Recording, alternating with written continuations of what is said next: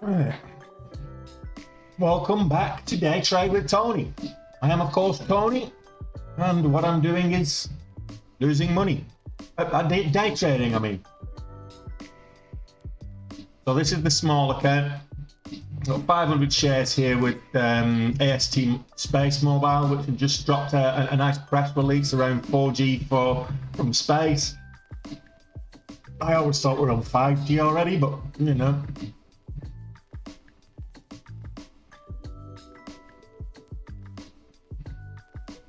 Hey Brandon, hey Alberto, you're starting out red, looking for the breaks of highs and the fake outs. I know how you feel. This is my first trade of the day, and it's I thought I'd kind of preempt the break of $7. It was moving up really nice, and then it pulled back. So I'm just kind of consolidating at the $0.75 level here, the VWAP. If it gets back over 85, I'll double down, but otherwise I'm going to be out if it breaks below the 20.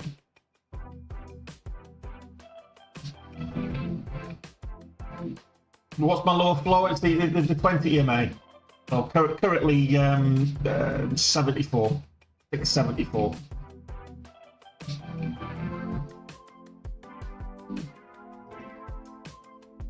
I mean, the VWAP's really my stop, but I've got the spreads across that, so I'm giving it till the 20. And if it does make a move back up, I will add back at 685, but otherwise I'm just going to cut it at 674.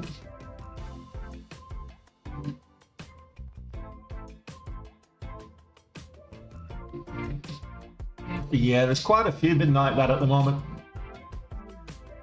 The last couple of days have been like that. So Friday was like that for sure, and yesterday was no better. So you've got to wait for the confirmation, and I should have waited for the confirmation here instead of chasing momentum.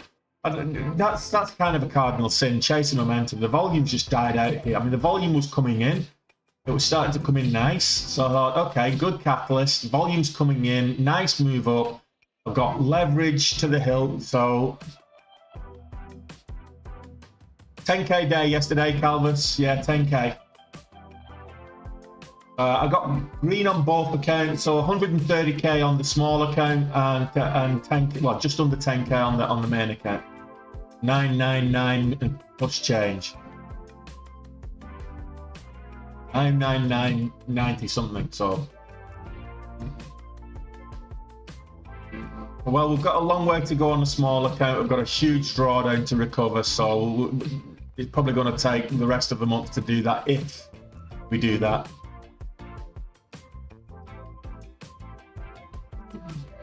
You know what? I don't like this at all.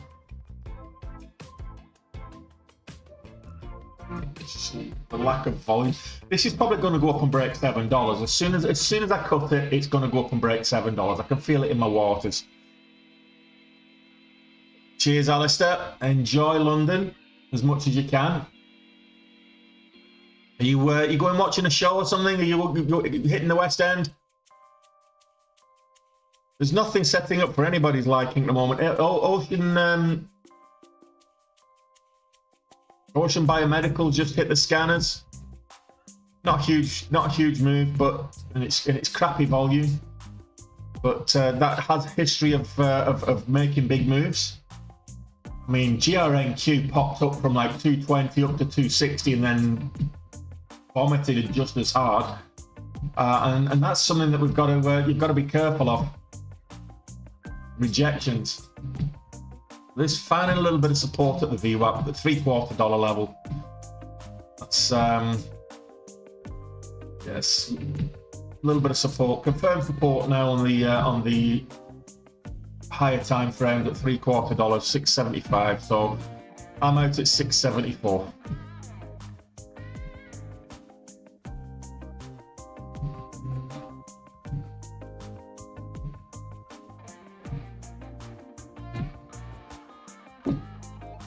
I could have taken an extra 500 shares. I'm glad I didn't. Took 250, rejected at 7, and then it started to curl back up, so I added 250. I'm glad I didn't. I'm glad I didn't go all in.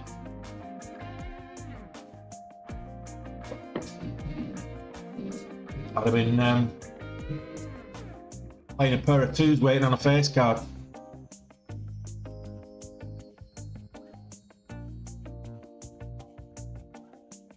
Ocean Biomedical.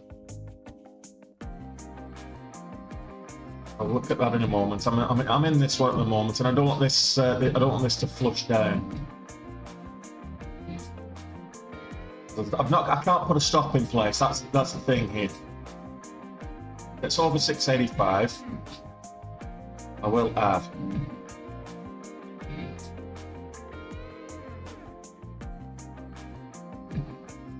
A bit of volume coming in.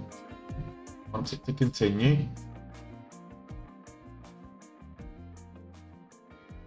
Spreads are like 4 cents, so the spreads are fairly wide as well. In fact, I'm just going to leave it as it is. If it tests $7 and breaks $7, that was what I was looking for before. I'll stick to that plan. If it tests $7 and breaks $7, I'll add to the position, but I'll leave it as is right now because I'm not feeling confident with the spreads and the lack of volume on this.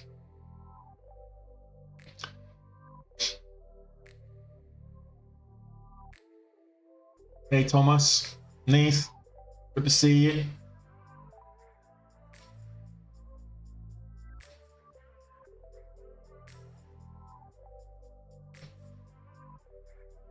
Can get over $7 on the bid. I think with a chance of a bit of a move. Spreads as much as 5 cents on the spreads. Currently 3. Currently 7. Morning cast, 5 cents right now.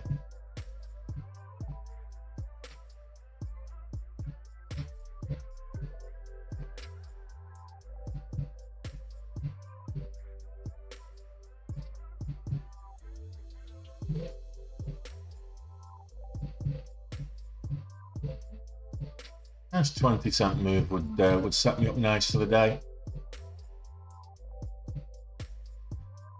Ocean Biomedical, it's got a history of big moves, volatile swings, both up and down.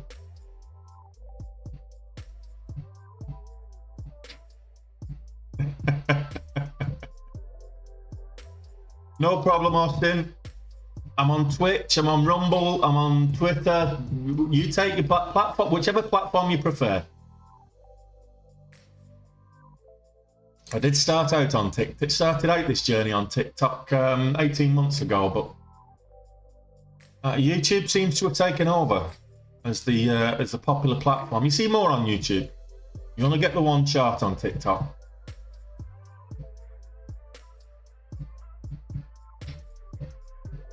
You get the same stream on Twitch, Rumble, Twitter, Facebook, whatever other platform. Other than TikTok, you get the same feed.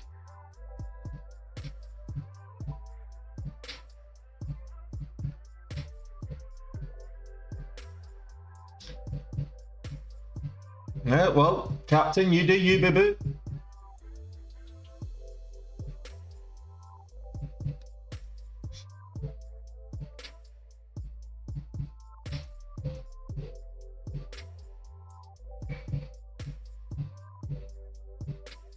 Yeah, all show up at 650. Not looking, it's looking a bit shaky.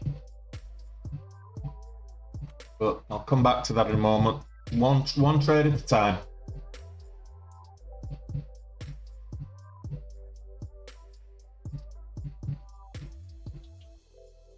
That's actually, yeah, that's due a pullback. Might get rejected. Be careful at the $0.75 level. Might get rejected at 675 for a bit of a pullback. It might continue on, but I would be wary of the $0.75 level. It's not a place to be entering. Wait for the pullback. You're getting a nice little red candle there now on the lower time frames. I want to see this break $7.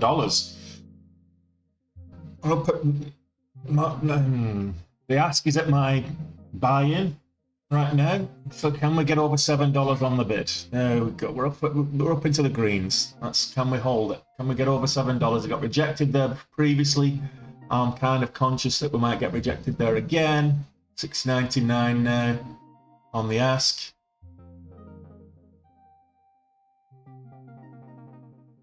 Needs to break $7. It's not great volume. Not great volume at all, to be fair. Might just cut this for a scratch trade if it doesn't break it at this on this candle.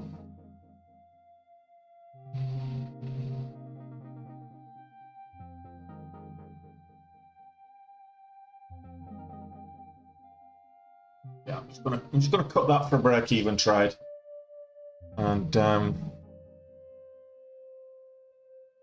volume wasn't coming in. There's no leverage on this one. Dang.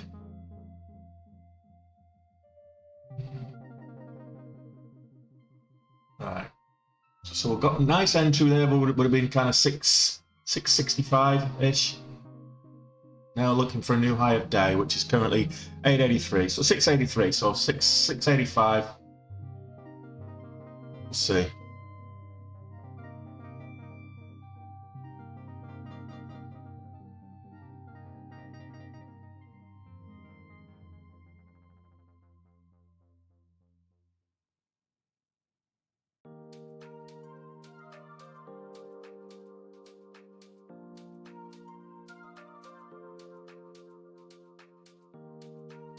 Can we get over $7 on this? We've got to 710 on ASTS. I wasn't in it by then, by the way, so we missed that little move. Get over $7 on this, I will add to the position. That was a nice little pump, so I'm just going to add to the position.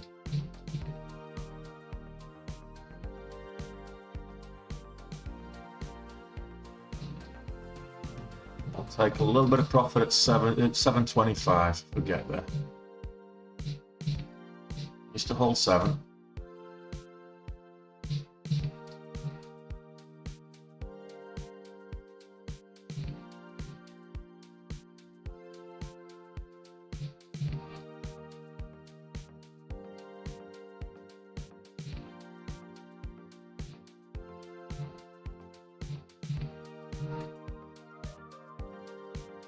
Yeah, big spreads like that, you've got to be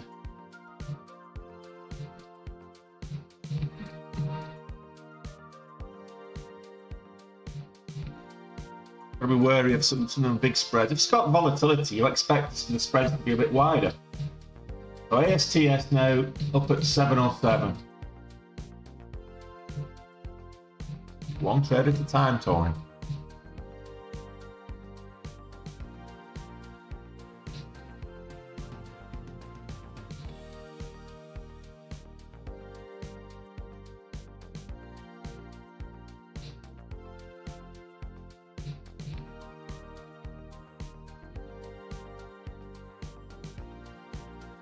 All right.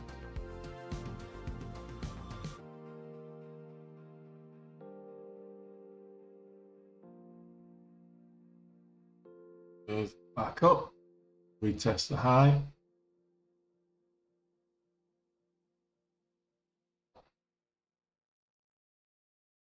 $725 we're looking for, that's the high, current high of day 717. We'll break 720 at least, 725 we're looking for.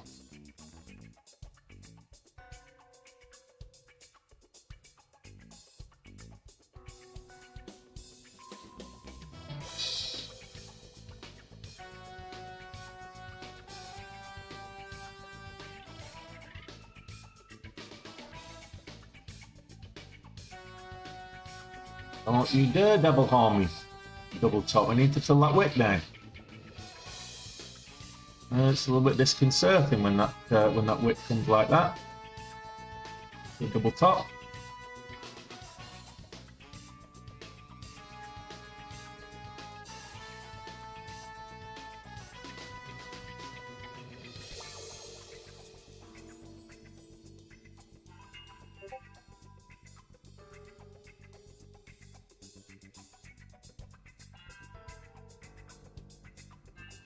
Oh, missed it. Got it though.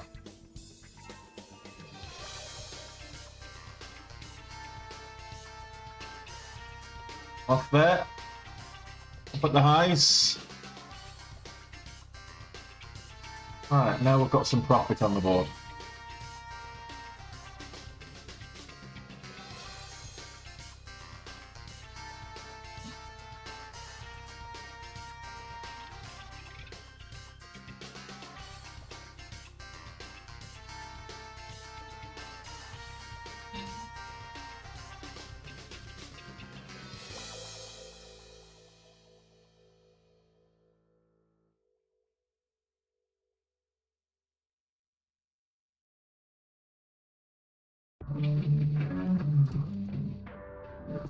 Yes, it's gone without me on a small account.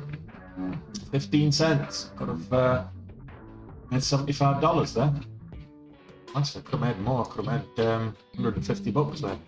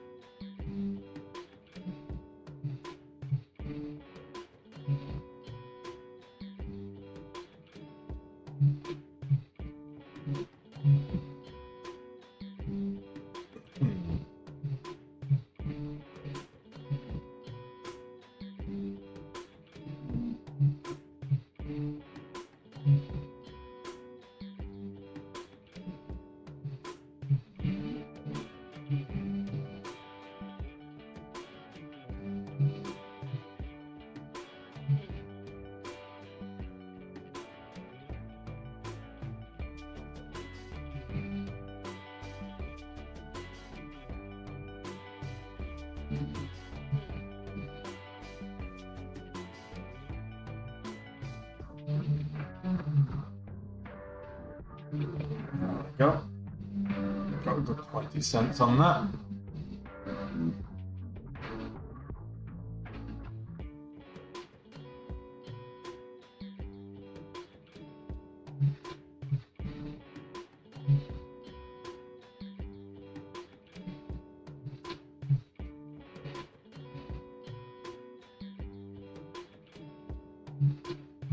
Breaks, lows, we'll get out.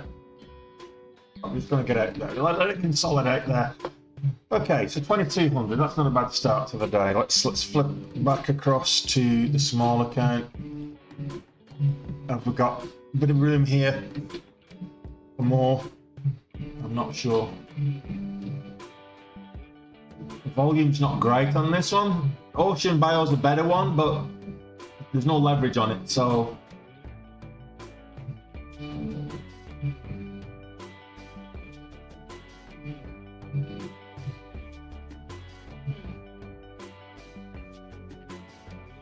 Yeah, but how good is the news, Austin? That's the question. Yeah, shelf registration. It means that they've registered. It means they've registered an offering, which they can put out to market.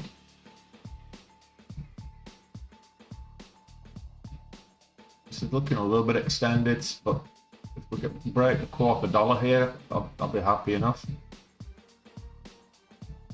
Current high of day is 723, so I'm looking for 724 here.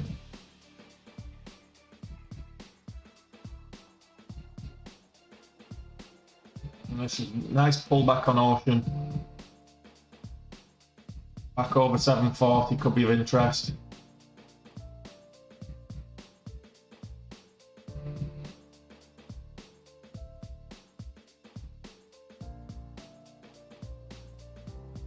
Well, knowledge is the easy bit, Austin. And that's, you know, share my knowledge. Everybody learns. You know, I was once like you, an ignorant monkey in the world of finance. I was just an engineer once upon a time, and then I got into sales and, you know, tech companies, and, you know, everybody.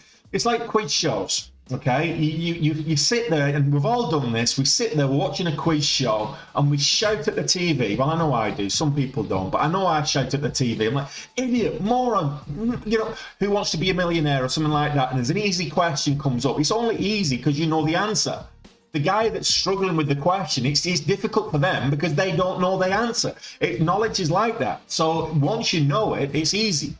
But if you don't know it, it's difficult. Same thing here. It's a process. It's called education. It's learning.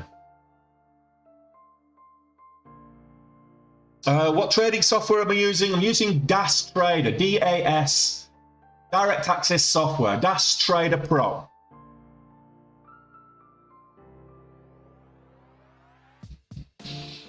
So getting the pullback to $7 on Ocean. I was right to get out up at the top here. Kind of felt that up there. So we're going to pull back towards $7. Might get a bounce on the whole dollar. I would prefer a pullback all the way to kind of 3/4 here. Test the VWAP and then bounce up and make another move. But the whole dollar's fine. Back over the quarter dollar, back over 725 is really what you really want for confirmation. This current candle is 18, so back over 720 maybe, but I would say 725 for the confirmation with increasing volume, good bullish volume.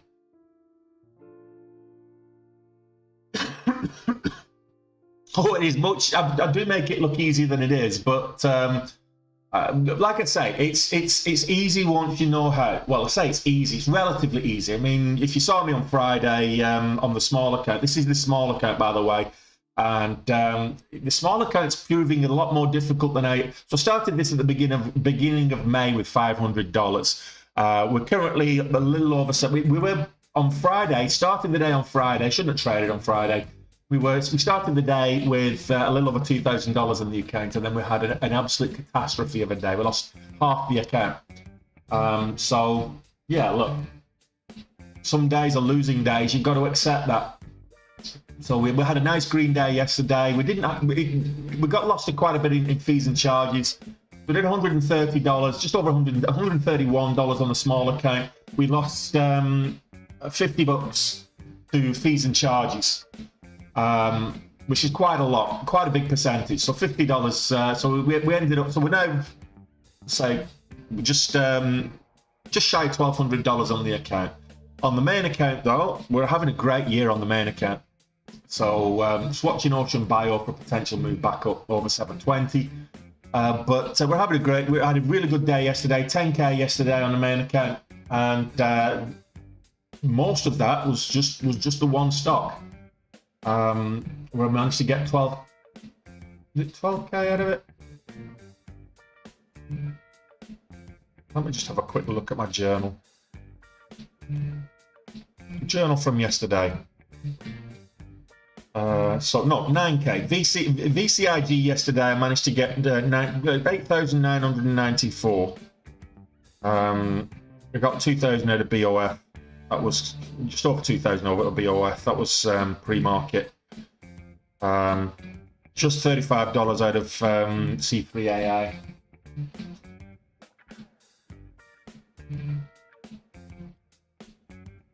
Well, it's probably better to do that anyway, Vols. You know yourself how volatile pre-market can be, because the lower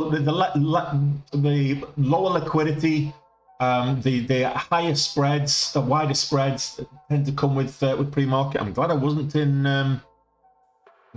That. Although this might pull back to kind of $7, bounce at $7 and make a move up. I'm definitely watching this at the open. ASTS. It's a good catalyst, and I think it might get some attention at the open. So we'll see.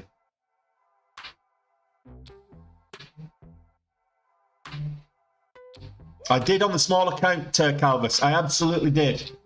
So I managed to get $97 on CXAI at the end of the day. I made more going on Virgin Galactic. I made more going short than I did going long on that. So I lost VCIG. I lost $40. That was the first trade I took on a small account. I lost $60 on Novelis. I made 130 on Virgin Galactic and 97 on CX app. That was the small account. Okay, so just why did I not get in there for the break of 720? This is why. I was looking for 725 and it went up to 723. Rejected at the $0.25. So that's why. Now we may get, if we get a nice double bottom at $7 here, this will go up and break the highs, and we should test the $0.50. So if we get a nice little bounce at $7, maybe come back a little bit further here. A nice bounce at $7. The entry now will be still 725, but we should test it, maybe possibly even break the $0.50. Good morning, absolutely. But get green, stay green. Get to goal and get out. Don't be greedy. So look, it's not financial advice. I'm not telling you how to trade or what to trade or giving you signals or anything like that. I'm just saying that the market will give you what the market will give you. Don't be greedy, and once you're green, don't give it back. And any green's good green. A profitable day is a good day. Doesn't matter if you get to goal every day. You're not going to get to goal every day. You're going to have days where you lose money. You're going to have days where you come up short. So just recognize that sometimes the market is choppy, and the market isn't going to be, fruitious every single day. You're not going to make 10-15% every day. It's just not possible. No, towards the end of yesterday, it wasn't. CXApp moved up really nice yesterday. So AST pulled all the way back to the VWAP. Now I did say that. I did say all the way to the VWAP. Now it was consolidating on the VWAP here before it started to make its move up, and I got out for break even. Should kind of kicking myself for doing that, but it then went all the way up to kind of 720. But Ocean's now breaking out, and I missed my entry. Okay, so 741, the break of the $0.50.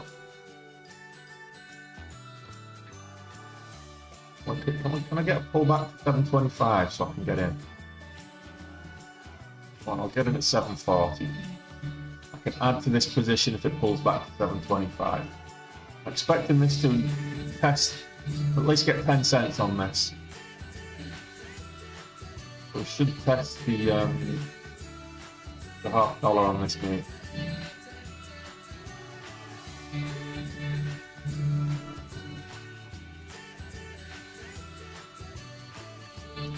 It depends on the trade. It depends on the trade. So you're not gonna hit your daily goal on a single trade. I'll caveat that. So I look to start off. I look to get like 10 cents move per entry. And if I get 10 cents move per entry, invariably I will get more. But that's kind of the minimum goal I set myself: a 10-cent move per entry. Then as it moves up, I can scale in and take more from it. If I can get 30-40 cents, great. If I've scaled up to 10,000 shares and I get 30 cents out of it, that's a $3,000 move. Of course, you have to have a larger account to be able to do that.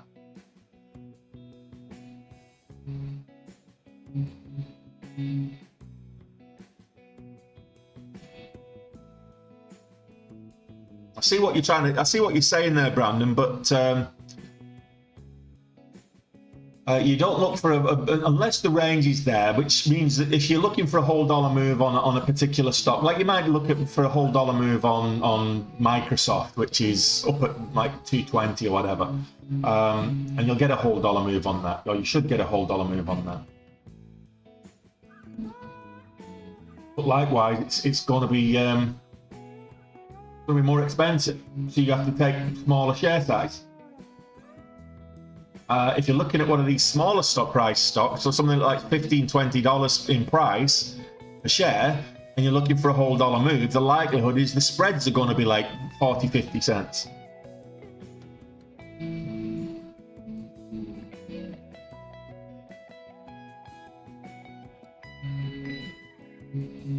Spreads are not bad. The spreads are like up to 5 cents, 3 to 5 cents.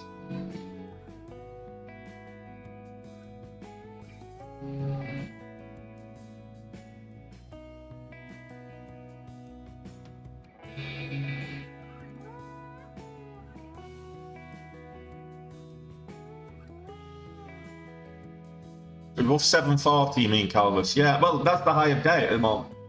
Well, high of day right now is 745.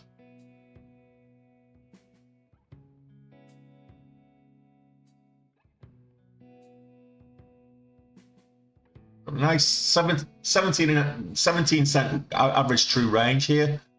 17.5 cents. You've got to give it, and plus the spreads on top of that, like say 3-4 cents. You've got to give it 20 cents at least. There's a risk. I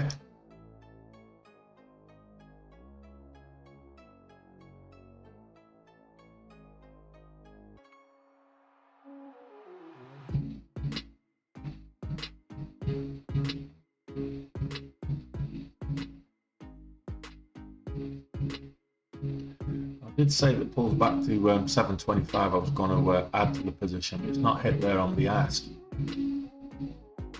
yet.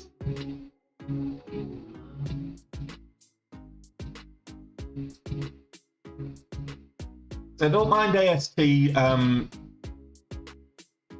base mobile down at under $7 before the bell. I don't mind that at all. It's kind of just holding back. It's retracing, just holding above the VWAP. That's kind of not a bad place for it to be. Not too extended that you're going to get that big flush at the open.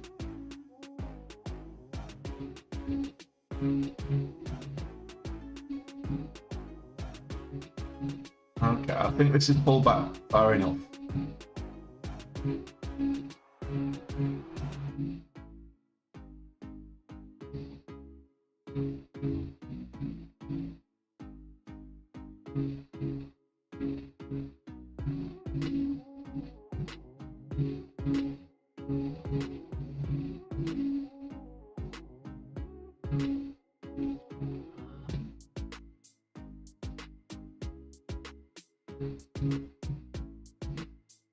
There you go. That's my line in the sand. I've just drawn it.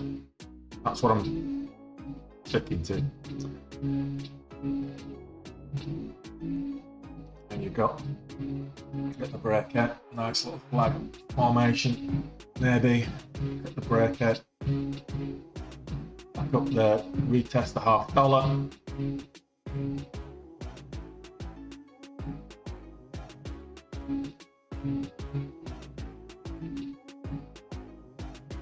The high of day, 46. It's not. We're going to get the breakout here. Yeah, there we go. There we go. Take a little bit off at the $half. Now if we can get up to 770, I can add that back. Otherwise, I'll just get out for break even now.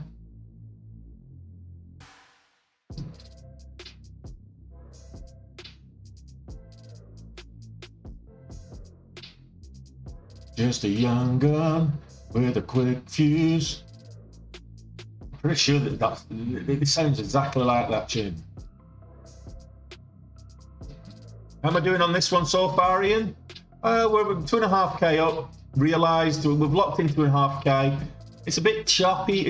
In that last consolidation phase, we've got a bit choppy around kind of the between 7 and 725, 730. But we just broke out, so we're not doing too bad. We're up there now. We've got 800 on this move. 2.5 locked in.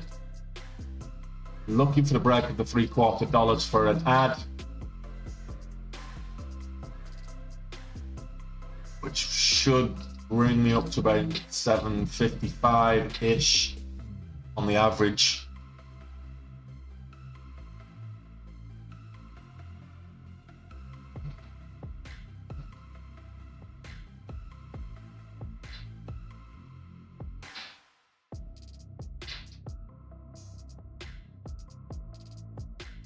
Hey Tom, how you doing? Thoughts on the market today? Sell-off. The market's it's having a bit of consolidation at the moment. Is the market overall, and it had to. The last couple of weeks have just been so bullish, and even when we have bad news, it kind of just moves sideways and choppy. So we've had a really bullish kind of spurt, and now. So I'm now 759 is my average.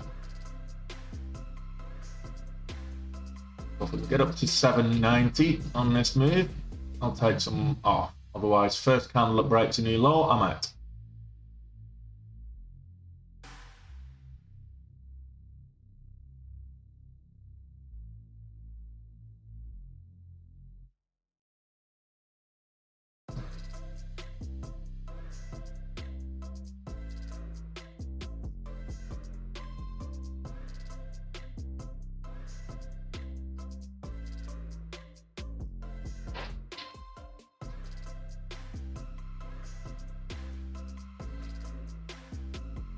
Would you like me to show you how to read the time and sales canvas?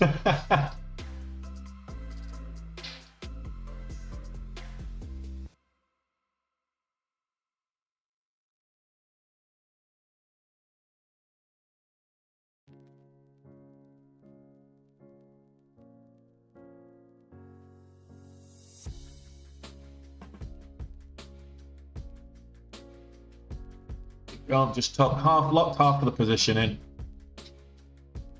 Not half the profits.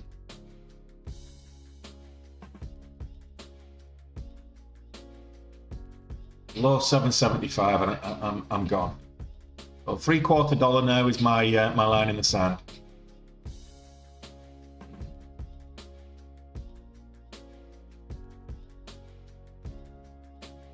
$8.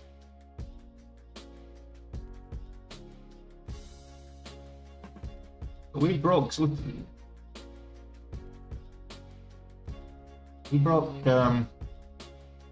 earlier with this. Why this whole dollar move? Why am I not $5 up? Because I was doing 2.5 hours. I've scaled in. That's why.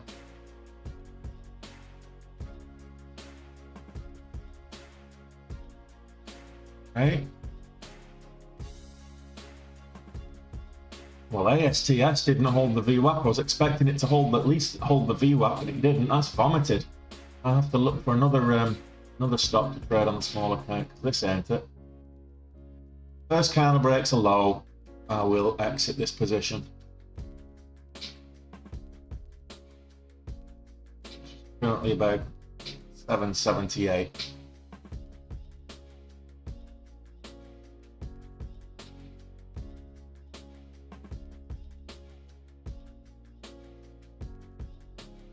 Low of this candle, 783 actually. I'll draw my line in the sand at 780.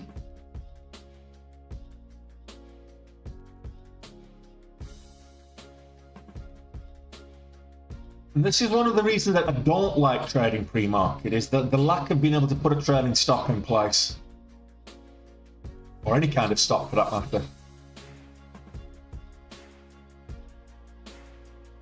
Just gonna take half of that off until we've confirmed the break of $8.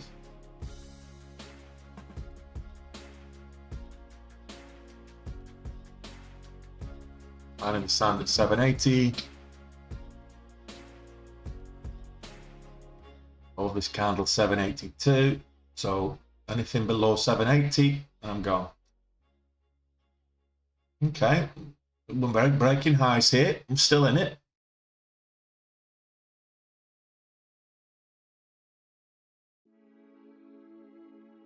We've got just over quarter of an hour, 16 minutes to the open, to the bell. Hey, Hivak.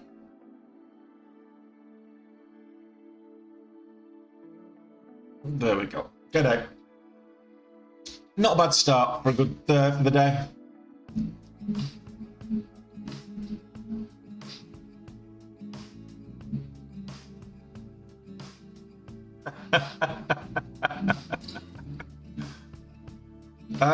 If it's per day, Dylan, I'm a fat guy on the internet.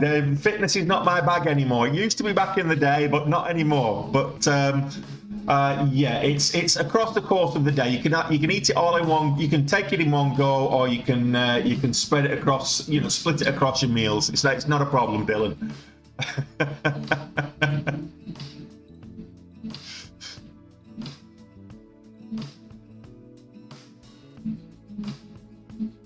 What's my Discord? My Discord's the private Discord there, Evac. And you know what? I don't even do any custom graphics for Twitch. Maybe I should do. But I've got them on Rumble and on Share Vision and on YouTube and everything else. But yeah. Now we're waiting for a break of highs. We're not going to get in for the break of $8. We're waiting for the break of highs. I might use. Yes, I do have a Discord, Penn State. Yeah. So anybody that's taking the Day Trade with Tony course, getting a lifetime access to the Discord, or alternatively, if you're a YouTube member, the top tier YouTube member, you get access to the Discord as well, and you know, potential mentorship as well, Trader View mentorship. So yeah, those are the ways to get onto the Discord. Is via YouTube or via the Day Trade with Tony education platform, which I've just basically I've moved away from Teachable onto Thinkific. So if you're still on the Teachable platform, you can continue to use that till the end of your subscription. But if you want to continue after your subscription, I would have urged you to move across to Thinkific. I'll be doing updates and adding content on Thinkific. I will not be doing it on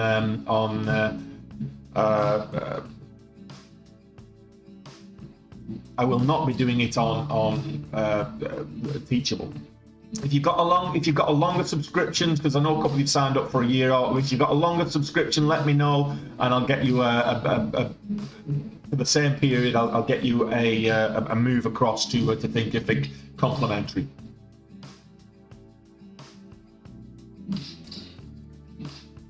I wouldn't say about any of the problems, Dylan, but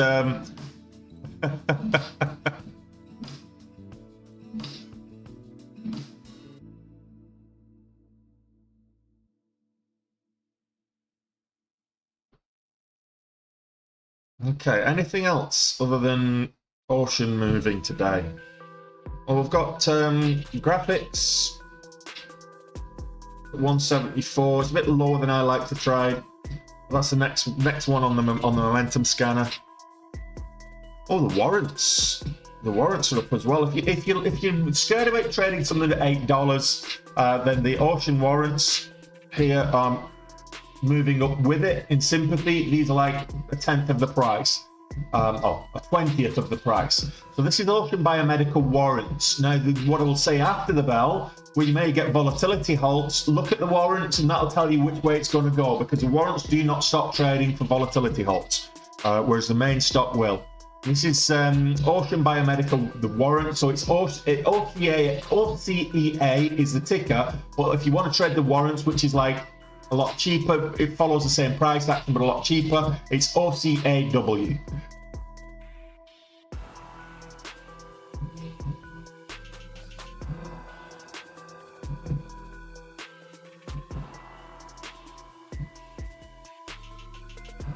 Made a fortune on warrants 2 years ago now, trading DWAC and PHUN when they went absolutely mental, just back end of 2021, October 2021. So trading PHUN and DWAC, but I was also trading the warrants on both of those. So every time there's a volatility hold, I'd switch across to the warrants and trade the warrants instead. And yeah, big day. That was up until this last month, up until March, not up until May.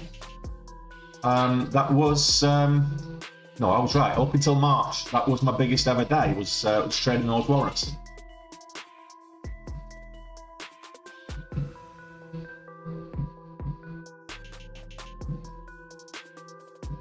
I'm thinking patience might be the order of the day again now.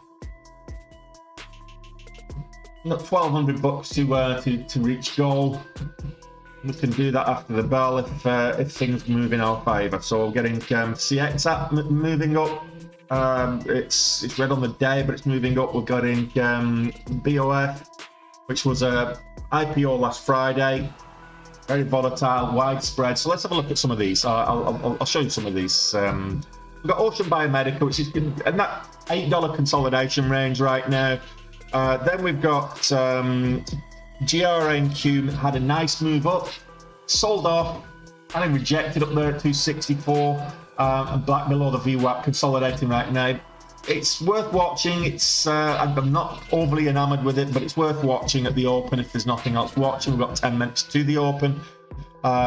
We've got CX app, which was pretty much got me profitable yesterday on the small account. So CX app, no volume at the moment, it's down, but it's trading between this range of kind of 12.60 and the 13.20, 60-cent range this morning. So if it breaks this 13.20, it'll be interesting. That's all I'm saying. We've got what else have we got? C3 AI, just AI being the ticker. I made 35 bucks on this. I got the breakout, but then it pulled back and I got it for a small profit. So this has been moving quite well over the last month or two. So this was down at like $16, $17 at the beginning of May, and it's just gone from strength to strength since then. If you look at this on the daily, you can see this since May, it's just been upwards trending. Why have I got a line there? So it's just been upwards trending since. I mean, big sell-off there, but it's been upwards trending since. That's C3 AI. We've got some of the Bitcoin mining stocks are making moves today. They're not on great volume. I will caveat that they're not on great volume. So Hut 8, Marathon Digital, Riot Platforms. I used to keep calling them Riot Blockchain, but it's with Riot Platforms. They're not great range, not great volatility at the moment, but they are up. So keep an eye on those. We've got, what else? Anything else? Yeah, nothing really jumping out. ASTF, as you can see, we traded this and it got rejected up here at the 720s-ish. Pulled all the way back down. It's now underneath 675. So still worth watching at the open. It's a good catalyst. We've got 8 minutes to the open, so let's see what happens. If it can get back above 725, this might really motor and go parabolic. Big retracement there though, so I'm not overly confident that will happen. What else? Anything else? So big mover yesterday, both up and down, was Virgin Galactic. Virgin Galactic just shy of going green on the day. So look at this on the 5 minute, you can see this is yesterday's closing price, just over $6, 601 or whatever it is. Someone was shorting it earlier today. I think it was here, but it's bounced. It's finding a bit of support around the kind of 580 level above the VWAP. So the thing is with this one, after the bell, you'll feel the level 2 gets pretty stacked. So what it cost me trading this yesterday, a lot of ins and outs, so a lot of profitability on it, but it was small moves, small gains, and the commissions cost me on this one yesterday. I probably spent more commissions and fees and charges on this than we did on anything else. Hello, Mando.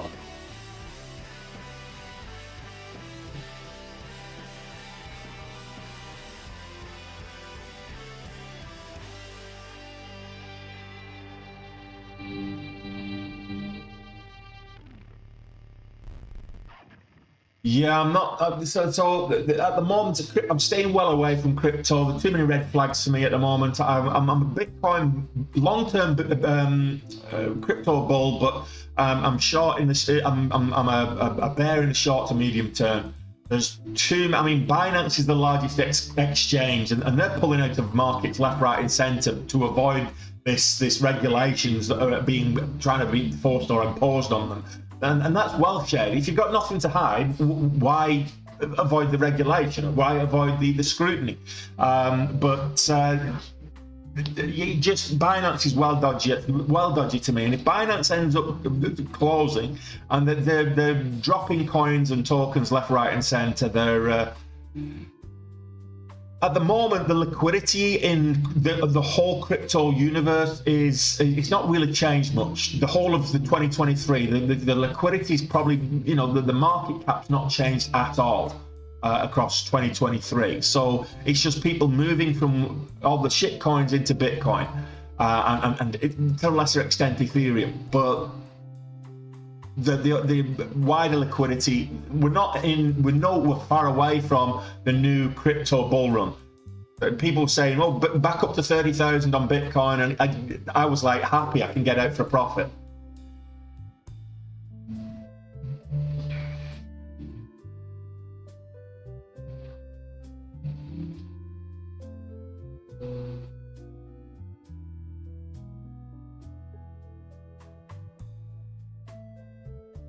No worries, Eric. Glad I could be of help. Absolutely. Good job, buddy. Enjoy. Get green, stay green. Stay consistent. Absolutely. Take care. Brush your hair, as another TikTok creator likes to say. But yeah, the thing is, once you get green, you protect your equity. It's not about going for profits. It's about protect your equity. If you protect your equity, profits will come. There's an old saying, it's like, look after the pennies and the pounds will look after themselves, or look after the pennies and the dollars will look after themselves, whatever you want to say. It's the same thing here. You don't look for the big swings, don't look for the big moves. Just concentrate on protecting your equity and cutting and minimizing your losses. You'll catch the big moves. And if you minimize your loss, you're going to be wrong half the time. As a new trader, you're going to be wrong probably half the time. So for every trade you get right, you're going to be wrong. You're going to get one wrong. But if you have good risk-reward principles and you stick to them, you're going to be a profitable trader. If you have a 3-to-1 risk-reward principles and you stick by it, or even a 2-to-1, you can be wrong half the time and still make profits.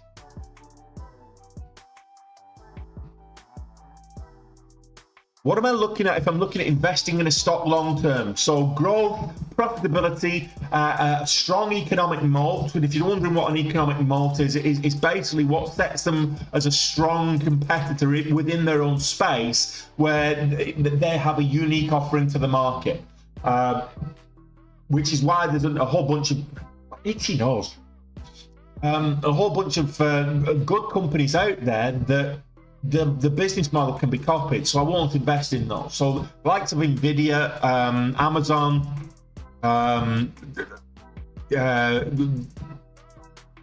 Procter & Gamble. I was torn between Pepsi and PepsiCo and Coca-Cola. I went for Pepsi. I've got Disney. You look at Disney, and Disney's got fingers in every pie. I mean, they're so diverse now. From obviously they're known for the entertainment. They've got a streaming channel. They own the UFC. Well, part owners of the UFC. Disney are everywhere. So yeah, I mean, Disney's going strength to strength. That's what you want to be looking for. You want to be looking for stocks that are going to be around. If you're looking for long term, you want to look at a long term plan. You don't need to worry about the intraday moves. You're looking at, are they in a market where there's growth potential? Do they pay good dividends? Are they cash rich? What's the balance sheet like? So these are all things that you do your own due diligence, but these are all things for long-term investing that you want them in your portfolio. You've got to have stocks that are going to be around in 10, 15, 20 years time. Yeah, if they start to run into a bit of trouble, you can move your portfolio around, you can change it up a bit, But ideally, after you've done your due diligence, you want to make sure that, which is why at the moment I wouldn't recommend anybody. I mean, I don't make financial recommendations. I'm not a financial advisor, but I'm not recommending anybody get involved in Meta. It's like Facebook doesn't, and Zuckerberg doesn't know what he's doing at the moment. He's playing catch up. I think he's trying to bet on TikTok getting kicked out of the US.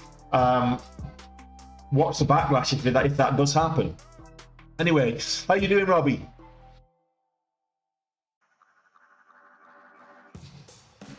No worries, Tom. Stick to what you're comfortable with. Stick to what you're comfortable with. There's no point, if you're not comfortable trading pre-market, don't trade pre-market. If you're not comfortable trading that first 5-10 minutes of the open, don't trade it. If you're getting emotional about your trading, if you're getting into a trade, stop it. That means if you're trading you're trading the wrong stuff, or you're trading the wrong size.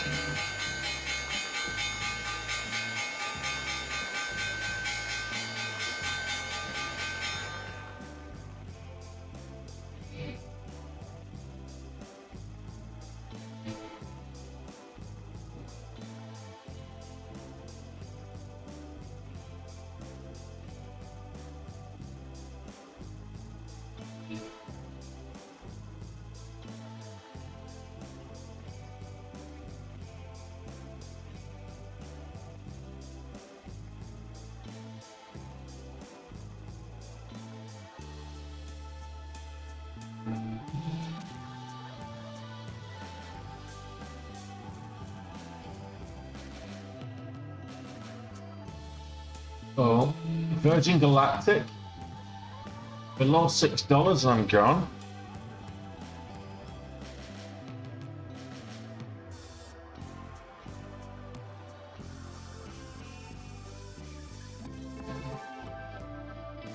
Above 620, and I'll add.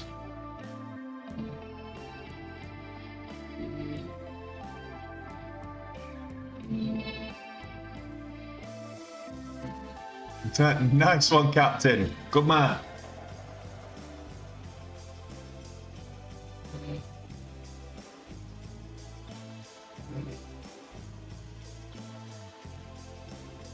Yeah, that didn't go according to plan. The break's 585. I'm going to short the hell out of it.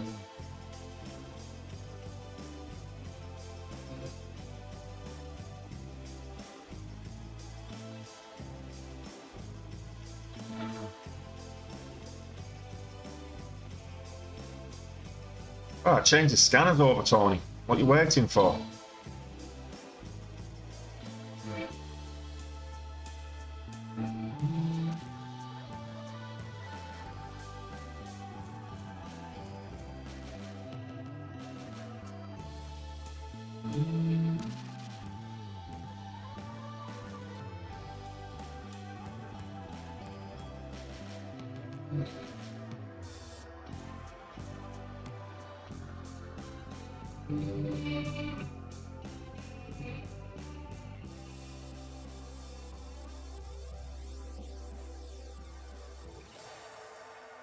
Who scored?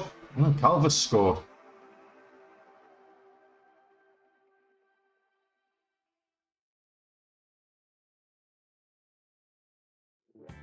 Right.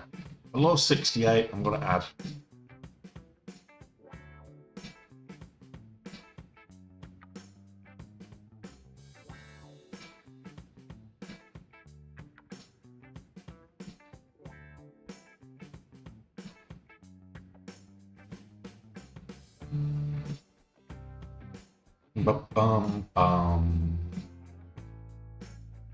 The Marathon Digital trying to break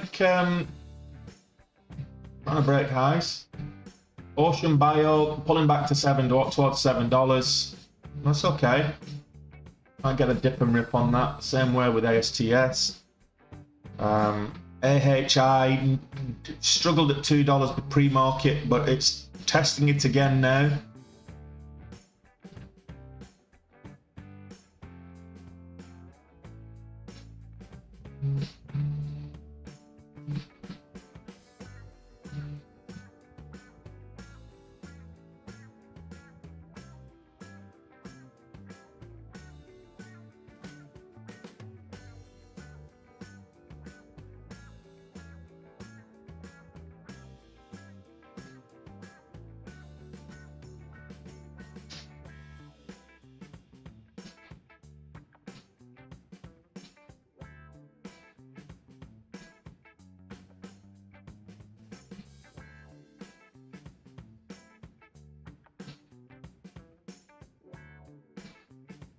Right, let's test that pre-market low.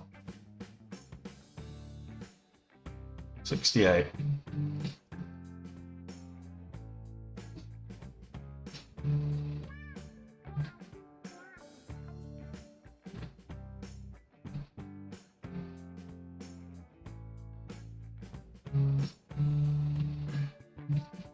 Take half off. See if we can't recover the rest.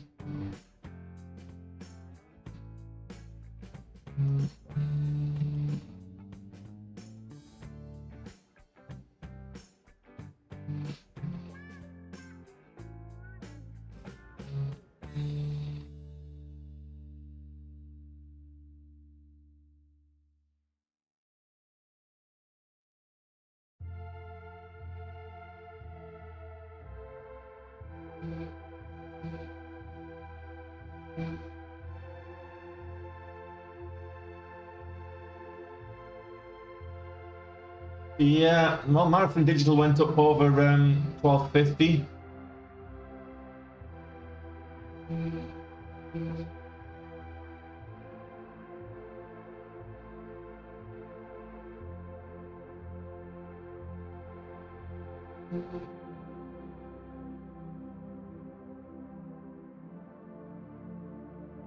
SPCE vomiting, as you can see. ASTS, it's found a bit of support at the 625 underneath the VWAP. Ocean finding a bit of support at $7. What else? Oh, let's wait. So we did get over $2 with AHI. Oh, so I just covered there. So $35 back of the 85 lost on the move up.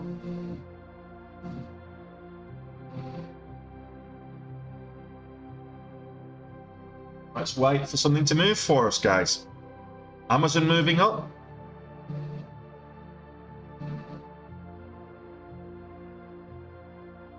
Let's have a look. CXAT. Are we?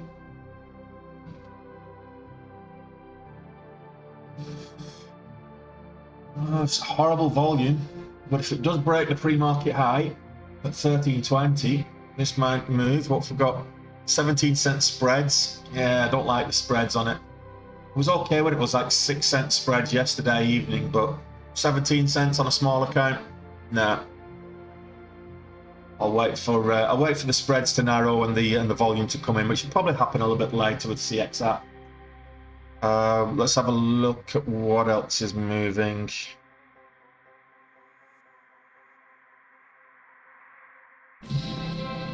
There we go. Pre-market highs just broke. 25 cents on the spreads. 10 cents on the spreads now. So spreads not. Basically, your range isn't being covered by your spreads, so just be careful with that on CXL.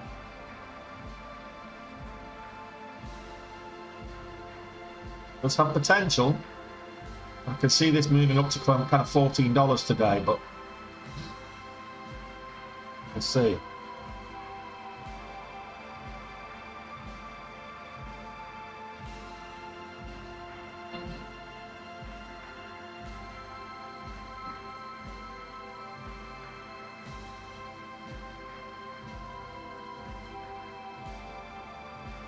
ECIG, this was so choppy yesterday to start off with. I was up, I was down, it was like a new bride's nightgown. It was horrible. And then it just took off. Around lunchtime it took off and it just went for the moon, halted up, and it didn't look back. So that was yesterday. So this is the most volatile period of the market, the first 10-15 minutes of the market.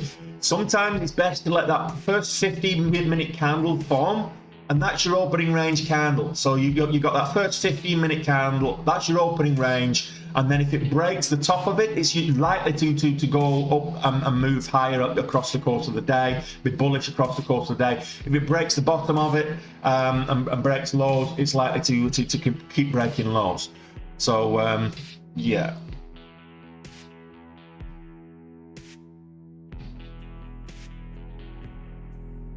Talking of breaking lows.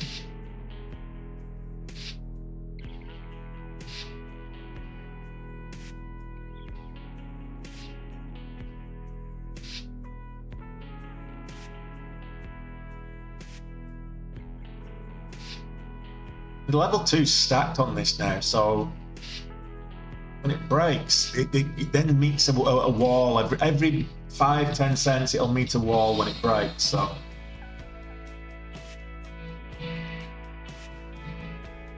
hey Virgo, how you doing? I wouldn't say that's a head and shoulders yet. If it gets up to kind of 740, gets up to test the VWAP and then pulls back again to 7, yeah, you've got that.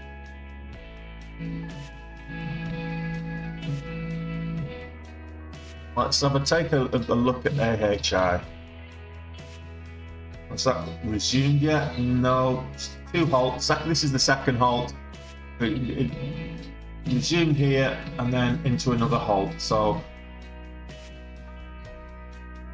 I'm looking at 233 as a gap up.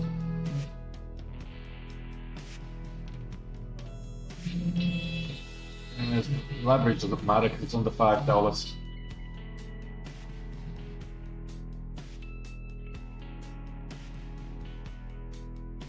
My goodness, what's Mullen doing again?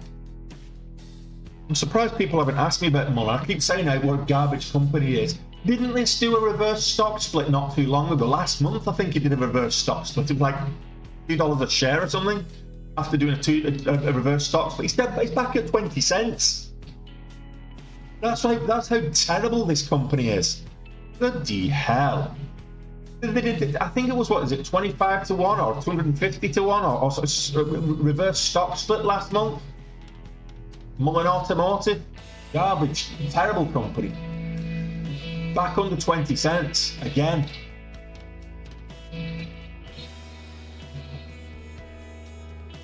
Marathon Digital breaking highs.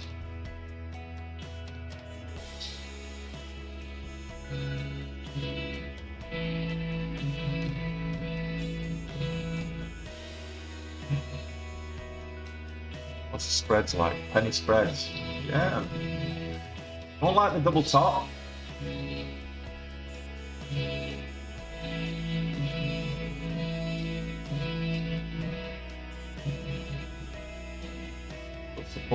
Support on that pre-market high would be nice.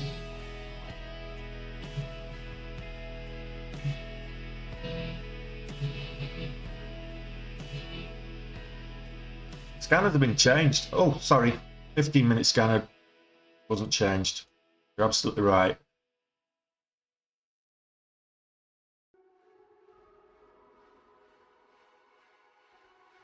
Yeah, there you go. Last month, 25 to 1 reverse stock split went up to like $2 as a result, and now it's back down to 20 cents. What's that? 90% of its, yeah, 90% loss in a month. It's never made any money.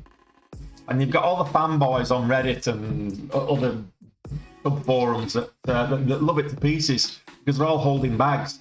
And then they add more thinking it's going. It has one day where it moves up like 20% or 30% intraday, which is not difficult when you're like a 20-cent stock. And they all add more and end up with bigger bags. Horrible, horrible stock that is. Yeah, I'm not doing too bad, Laurinus.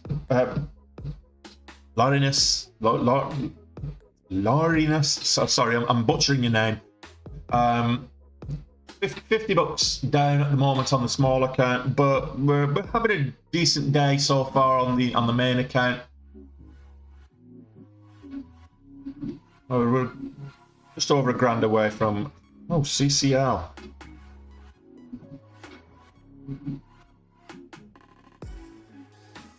Get leverage on this one actually.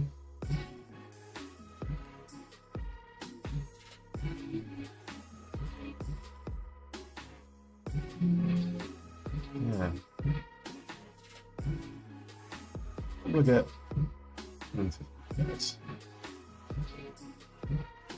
yeah, it's not. Yeah, the volatility is not great on it. The price, 5 cents. Volatility is not enough on it. Hello. In SPCE.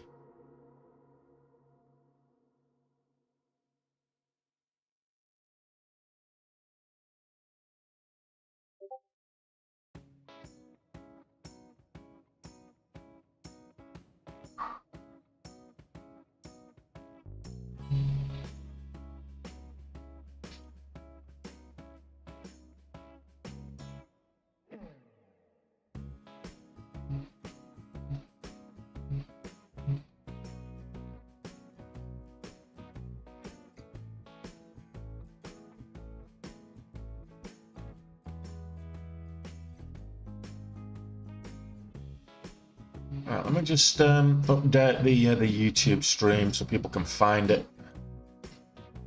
I forgot I hadn't finished doing that. I was in a trade when I started.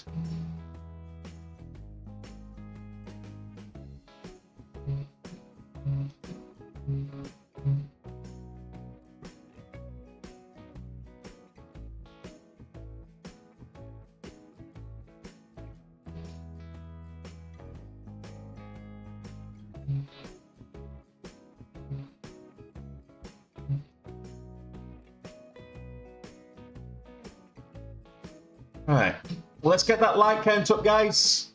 Let's smash the thumbs up button. You know you want to. You know you're desperate to smash that thumbs up button. It really, really will help me out. Or if you're on TikTok, you don't have to smash a thumbs up button. Just do a little drum solo, finger drum solo on the screen, and get those hearts dished out. I really appreciate if you do that for me, guys. Okay, let's address the chat again. So, AHI, let's have a look at AHI. Oh, another hold. It's up at 256 now. I missed my entry there. But, yeah. What's my views on pensions? I hate the fact you can only get your money out at a certain age, and the markets could be shocking when you want the money. It depends on the pension. So my pension, I've got a bunch of pensions that I've managed to move across into my SIP. So I've got a SIP, which is a self-invested pension plan. It's equivalent to the not 401k. It's the US equivalent. It's basically it's self-managed pension. So I've got that with Interactive. Now, funnily enough, I was talking with the guys at Capital Markets. They're going to be looking into this shortly, and they're likely to be offering SIPs and the like as well shortly. So I've got, because I'm British, I'm allowed to do a SIP. So I've got a SIP. Now, it's what your money's invested in. So in the long term, if you invest it in it's index linked, it's good quality. Like S&P 500 companies and index-linked ETFs, long term you're going to be in the money no matter what. So that's what you should be having your pension invested in. Now you can control your pension, you can tell them what to invest your pension in, or you can just leave it. Now you don't have to have a pension. You can have your own little portfolio which can act as your pension. That's another thing. So what is your pension? It's just a savings account that the government won't allow you to touch, or they will tax you on it. Now, there's other ways of getting around that, so that you can speak to a good financial advisor, how you can get around your tax liabilities around your long-term investment. So that's all I'm saying. There are a lot of people that the loopholes are what they're called, tax loopholes.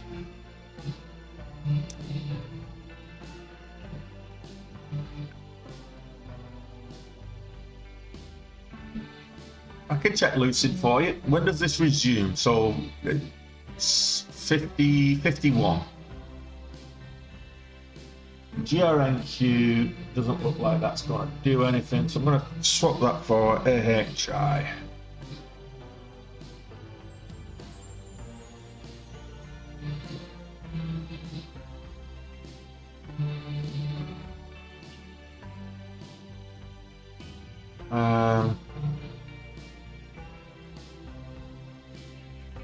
What else? Lucid, do you want me to take a look at Lucid? Yeah, that was it. I always try and spell it with a U. So Lucid down on the day slightly. It's got, I mean, that level 2 is stacked. I can't trade when something's so thickly traded. I don't like trading it. That level 2 is absolutely stacked. I mean, people are selling like 50 and 60,000 share orders there on the level 2.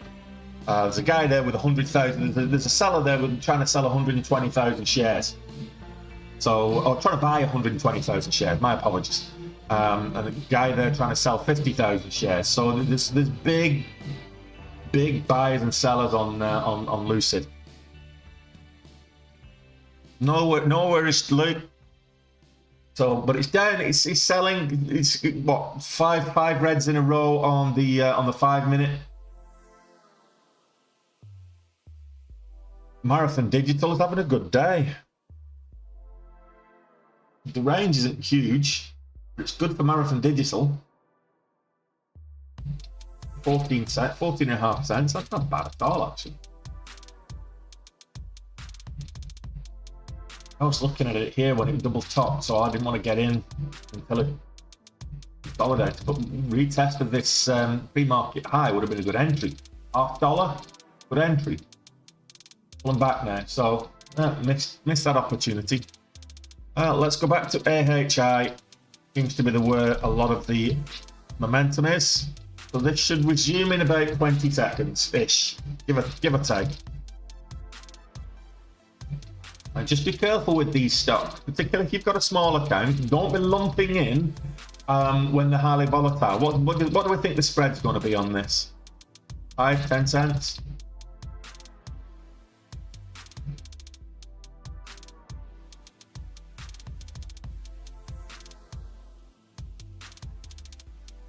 There we go. That's why you don't lump in. Halted to the downside. This really is volatile today. So it's not quite halted yet. Now it's halted. So I'm getting a 202. My goodness, massive gap down. 202. Oh no, it's now 210. So that's still a big gap down from 243 to 210. That's a big gap down. Back to 202. So this is going to be a huge gap down. I hope you guys managed to get out of it that we're in it. Because and we're using your trailing stops and stops of some description, because this is going to gap down massively. Yeah, so why is this moving today? Let's have a quick look. He signed a letter of intent with UAE-based eScript Medicine Management Company, Pharmac Direct. So that should resume at 9:56.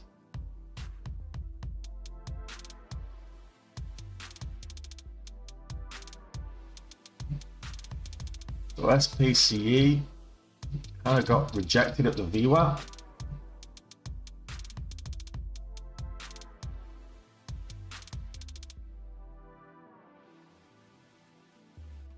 Carnival Cruise Lines vomiting.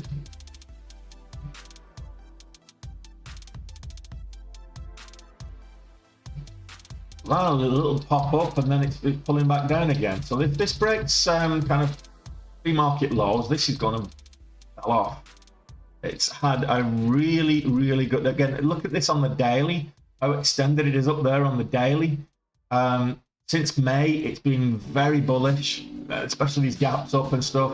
So if this pulls back below kind of low of day today, this could have a bit of a red day. It's had a couple of red days in a row now. So yeah, I watch 1570. I've got support and strong support at 1570 on Carnival, and if it breaks that, it probably will go all the way down to kind of 1525.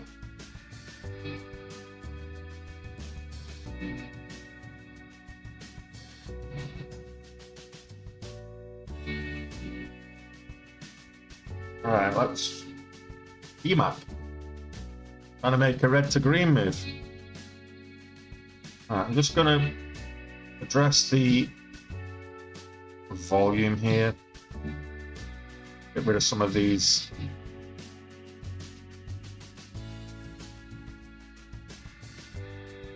low volume spikers that we get. Oh, Riot and Marathon are having decent days as it happens.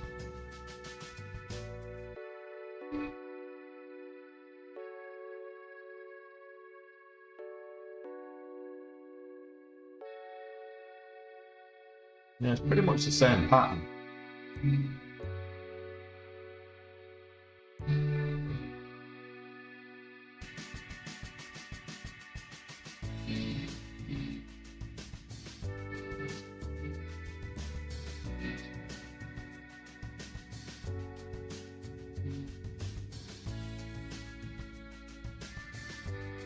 Ocean.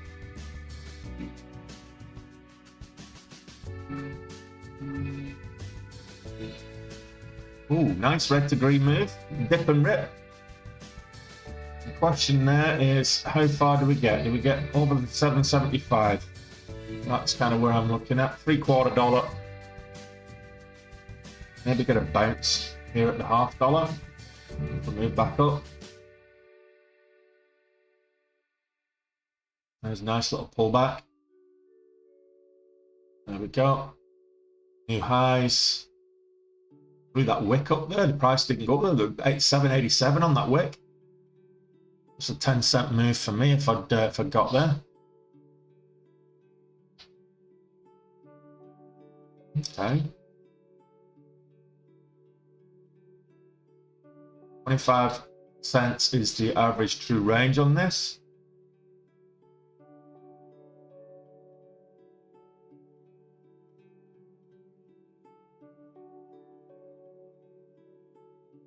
Adding some of that dip.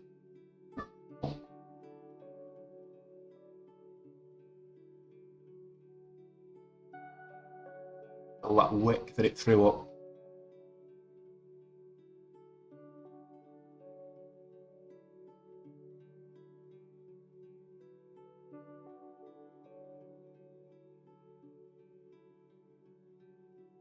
Yeah, I'm gonna move up now.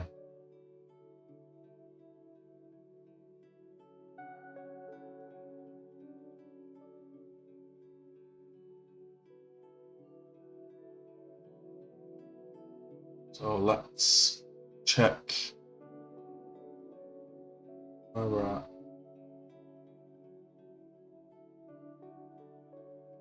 That dip. Back over 6, and I'll take that off. Back over 760. There we go. 764 on the bid. Can we get some of that? Let's move back up. 770. Come on.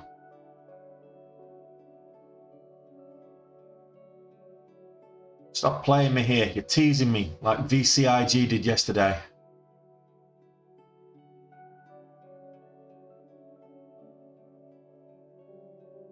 Reducing the exposure there up at 770.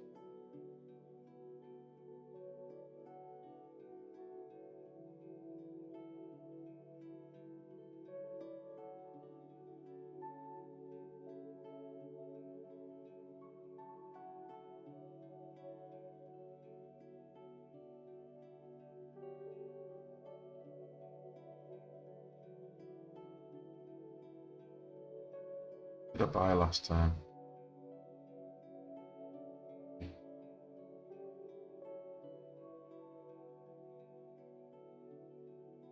No, it must be a 10-minute halt on AHI. Still not resumed.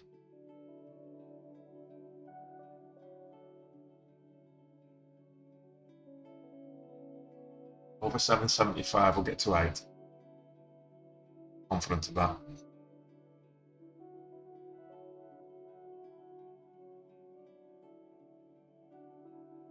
Get this breakout now. Over 770.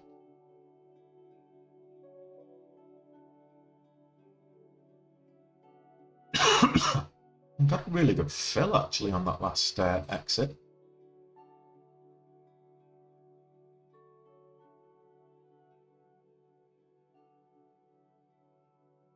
Which one you stuck in, Vols? Yeah, AHI? Sorry to hear that, buddy.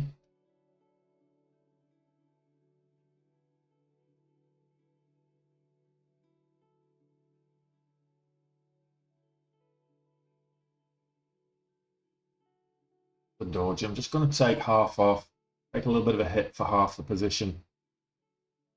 750. The breakout, I can add that back, and then some besides.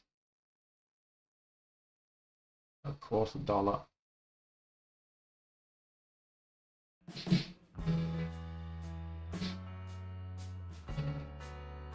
Devil horns. Devil horns. Bonnie. What are you doing? Buy that.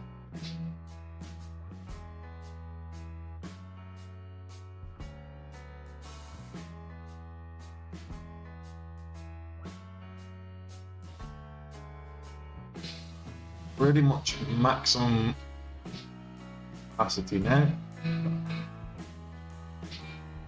That flush was horrible.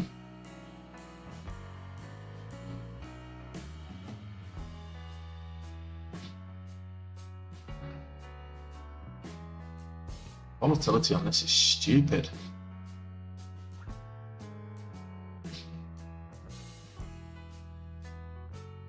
Or put a stop in place here.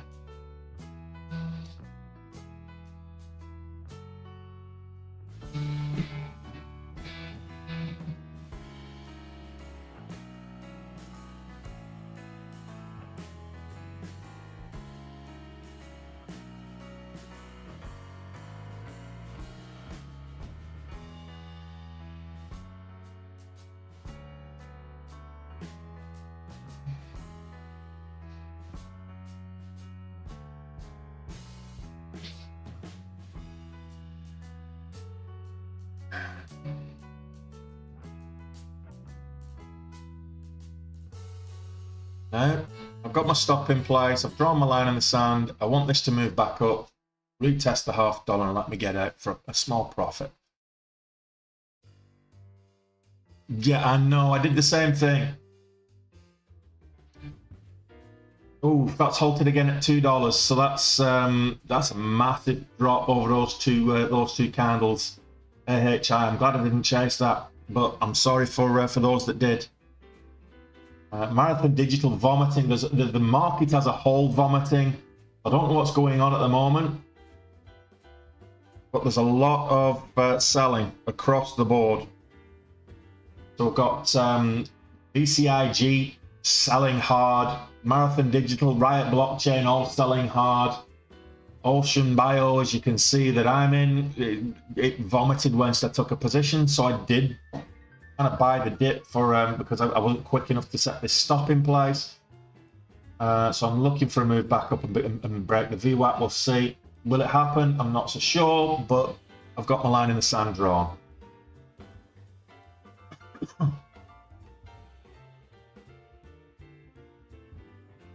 $6.95. I'm looking for a bounce on the whole dollar. If it breaks below that, I'm kind of toast here. So I'm risking about 3-4K.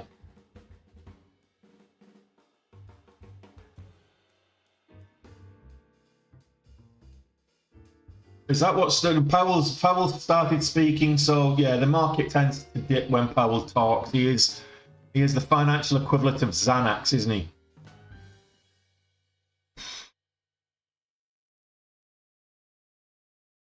Let's have a quick look. Oh, that wasn't clever. Not big, not clever. Have a look at what's going on with the S&P 500. Right, okay. So the Powell's talking at the moment. Jerome Powell testimony, semi-annual monetary policy report to the Congress before the Committee on Financial Services. Prepared statement, okay. Interest rate pause expected to be temporary. Well, thanks for that. World Health Organization, Ted was preparing for a very high probability of El Nino event in 2023 and 2024. which could increase dengue and Zika chikungunya spread. Okay.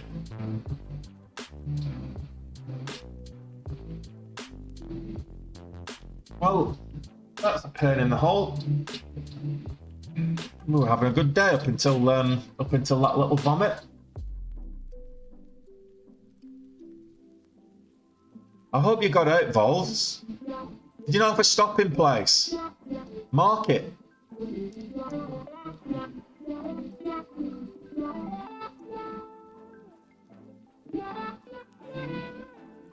So this is going to resume lower at 180. So this is going to vomit again. So this has got a 180 resumption. I hope you weren't in too big there, Vols.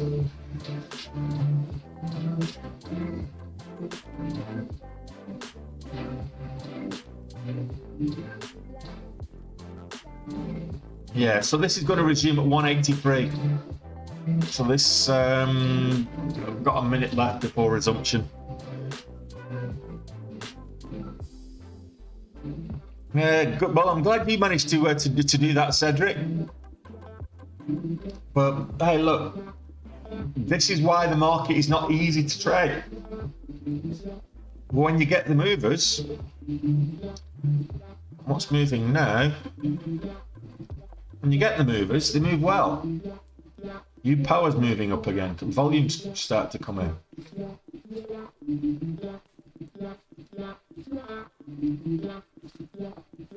Right, blockchain.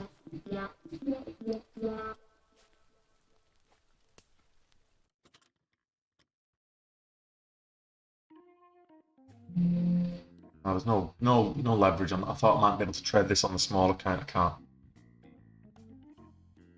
Back over 650. Be interesting for the main account if it gets volume.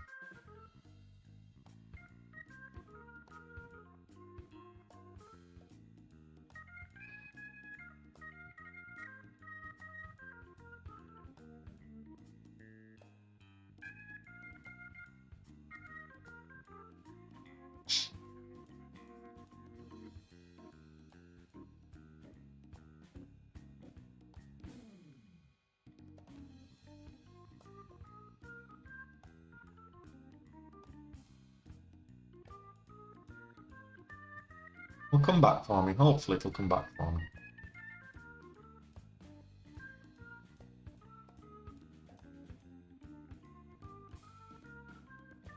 It's not coming back for me, is it?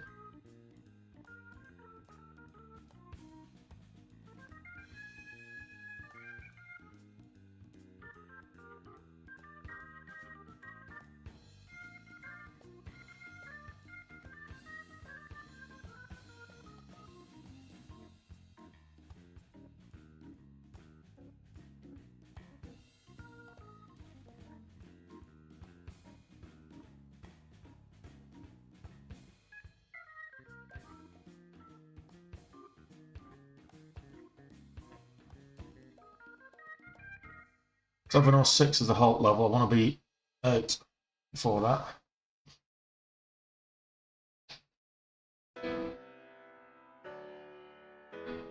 Range on this 23 cents. Spreads 10. 5 to 10 cents.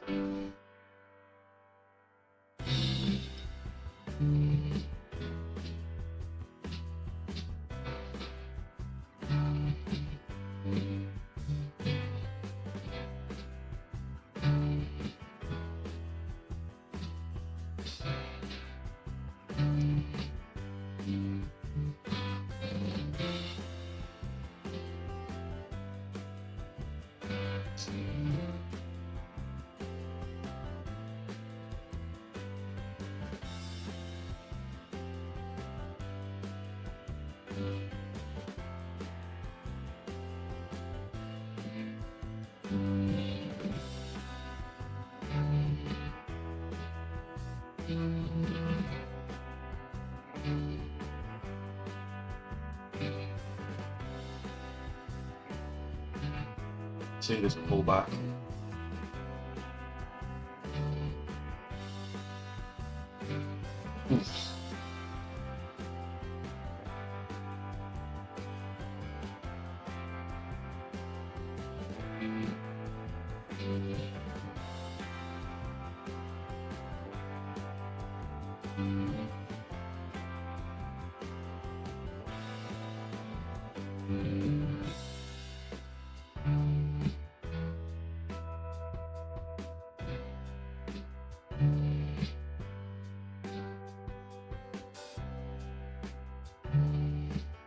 Why is it not letting me get it?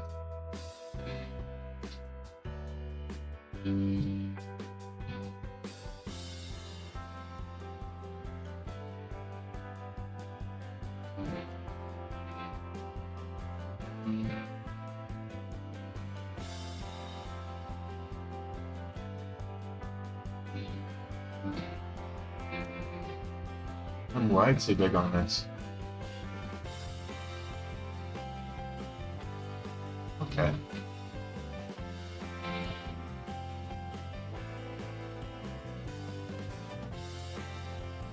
Alt level 774.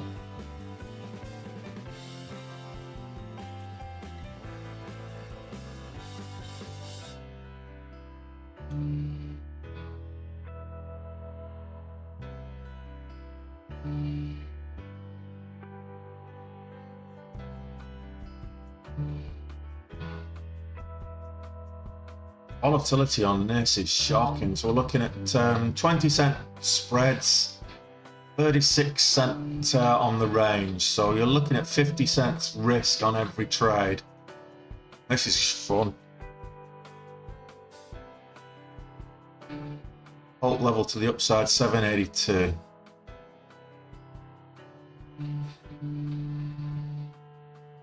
Can get that far.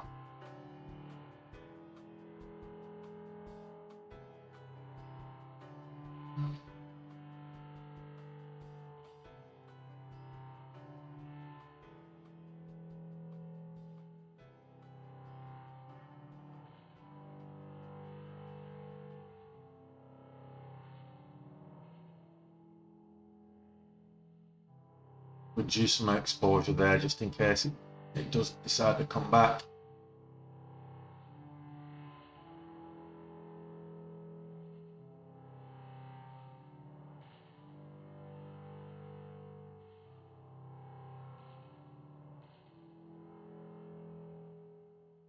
I got stopped out there. Okay, that's not bad, a $3,000 trade.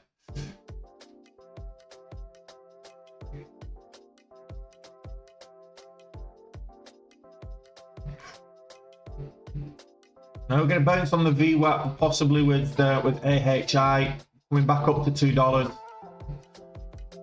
Probably will get to 210.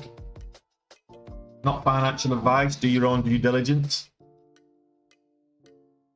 Looking for a potential bounce on the VWAP here myself at $7 if it comes down that far.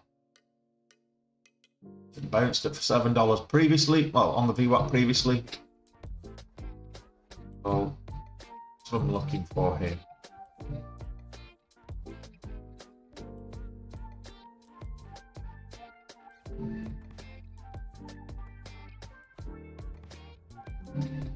Highly volatile, guys.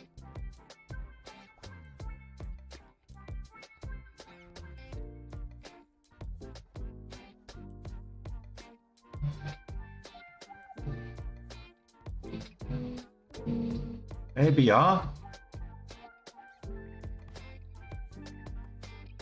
ALDX,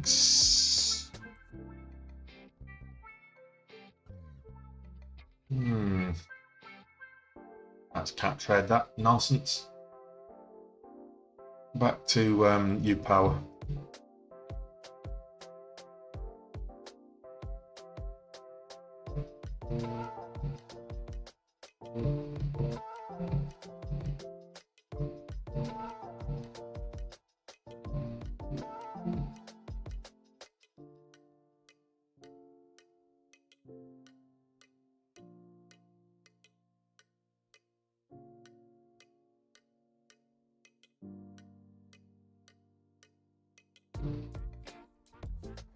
Altered to the upside at 211.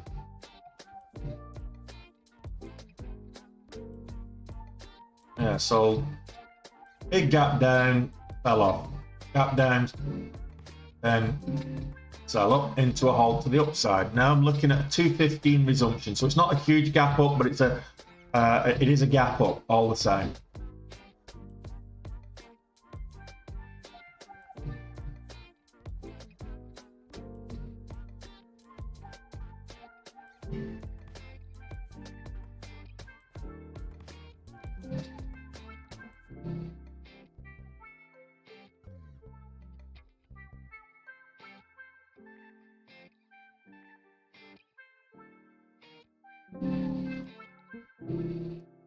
That wasn't a good fill.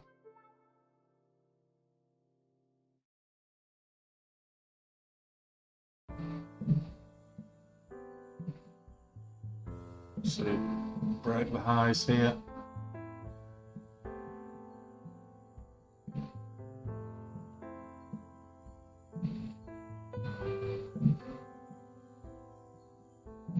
$8.14 is the halt level.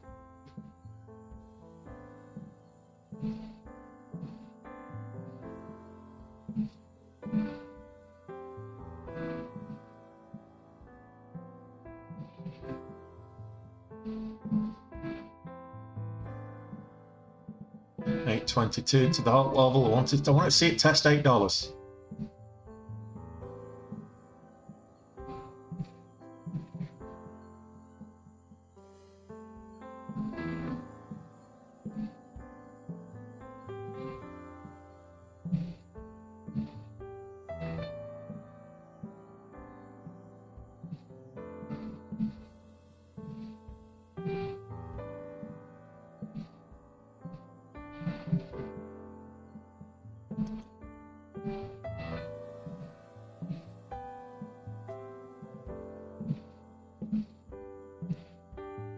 And we get a test of $8 here. That's the question.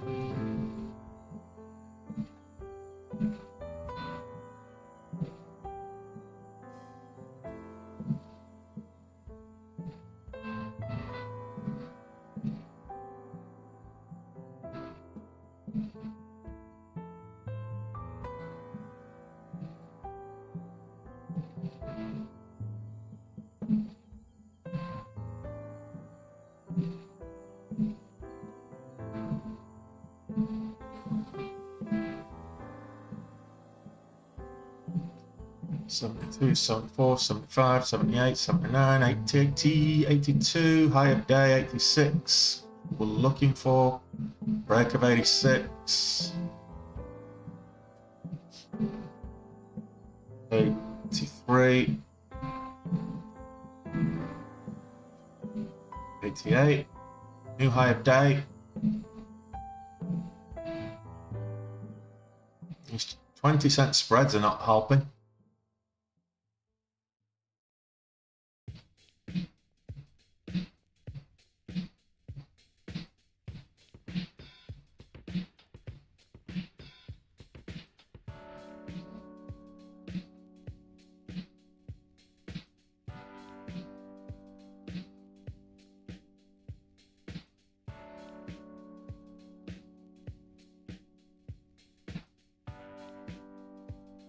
Okay, so there we go.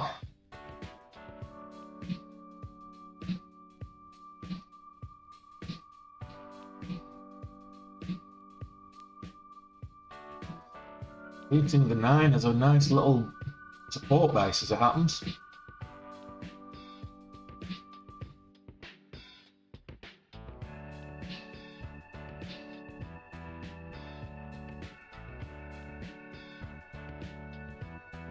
Flat topping up at the 790, 788 is currently high of day.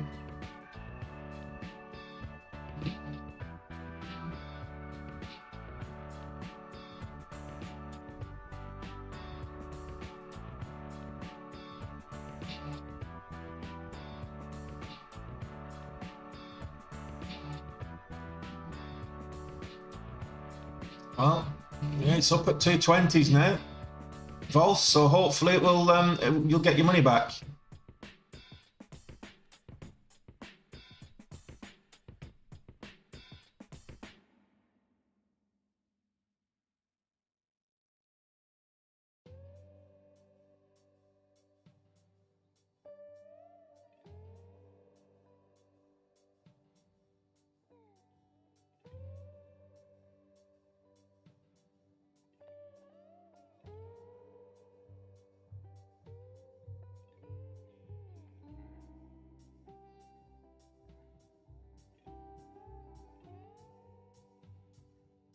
I get the breakout this time.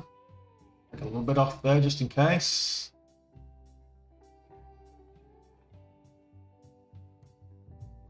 New high. I want to see it test $8. take some off.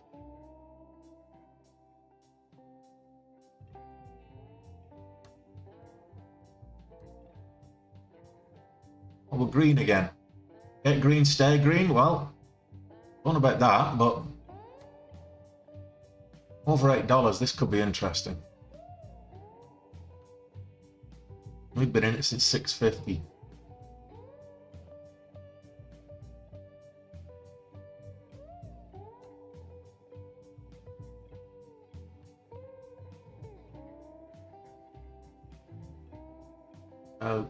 Look for the pullback for the ad. We'll put $0.25, maybe a bounce at the $8.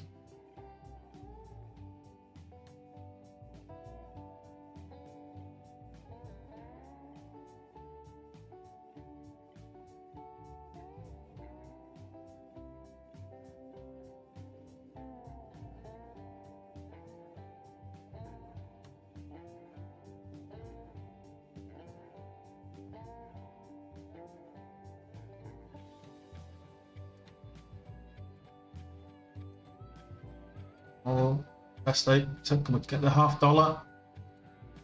High of day 44. I get over that.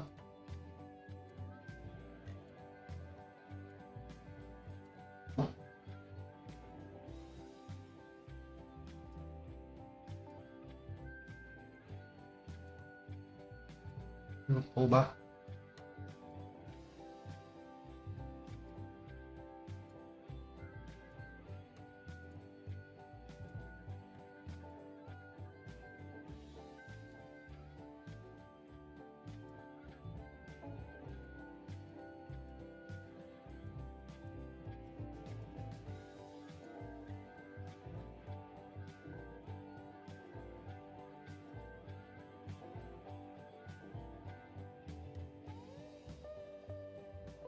Current high of day 48 now, so looking for the break of the $0.50.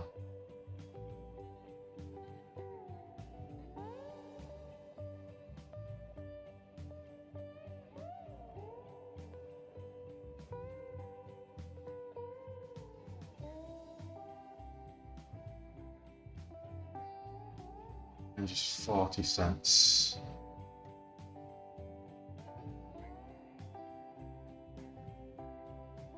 It was only a matter of time. It couldn't stay up there forever. Robbie? I've not restarted the challenge. No.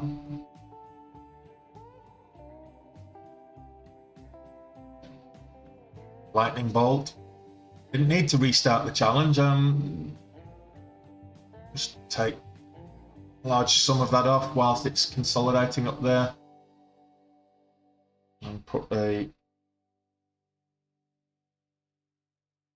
20-cent stop there as it just broke the $0.50.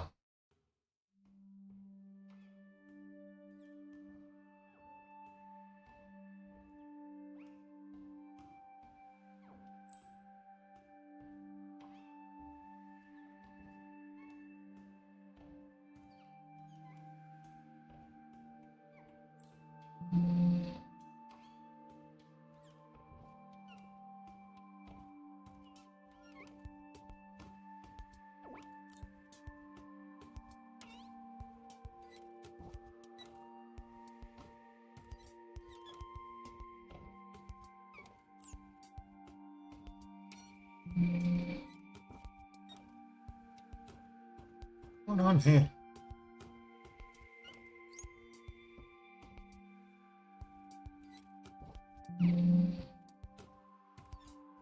Ah, that's why.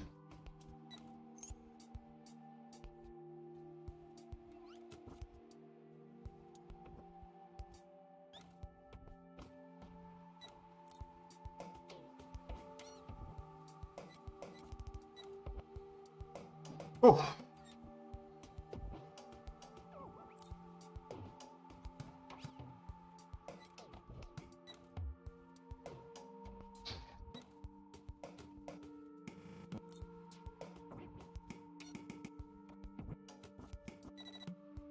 Oh, back to where we were before the big ocean bio.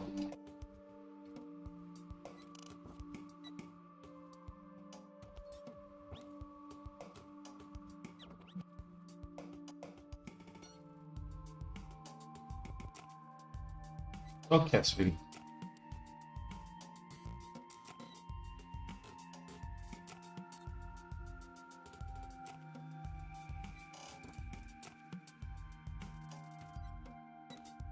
Need to take another trade on the small account. The small account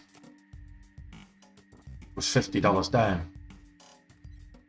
So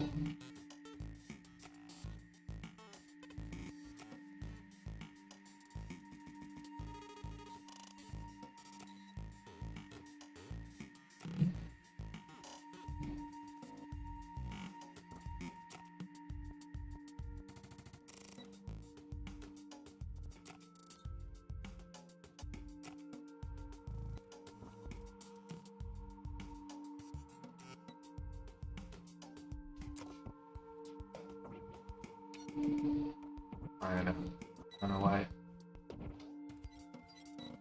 46-cent range.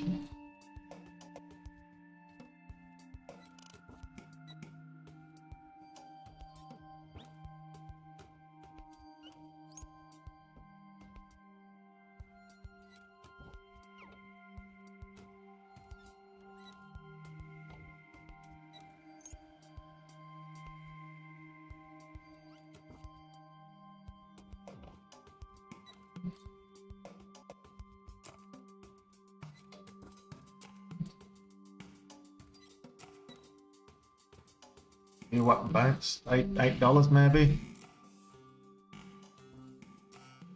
So this move back up.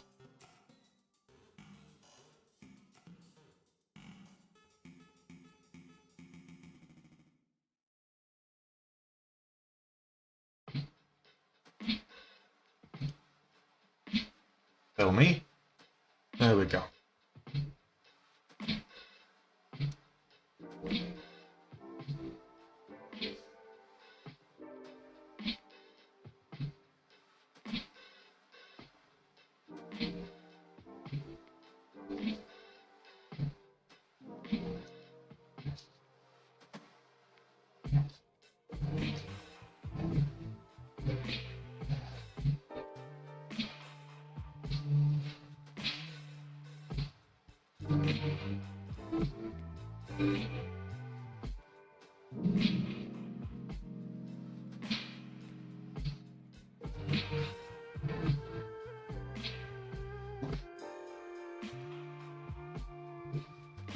Why do I always double down like it's on the back end of the move?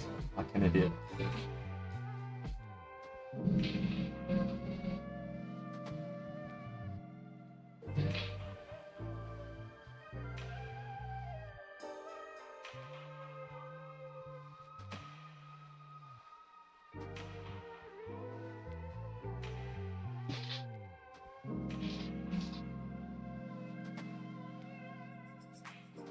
I'll go away, you're distracting me.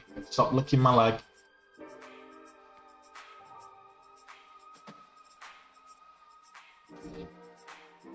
Over the $50 I'll add to the position. 45.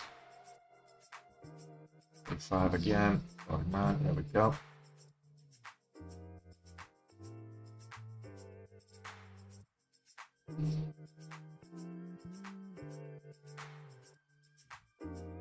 So I'm gonna retest 9.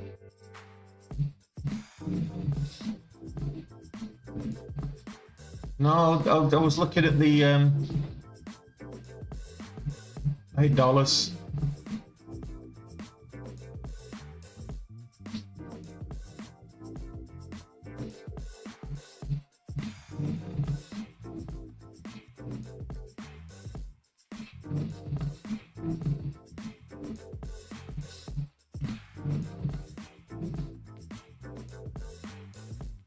Don't like that upwick.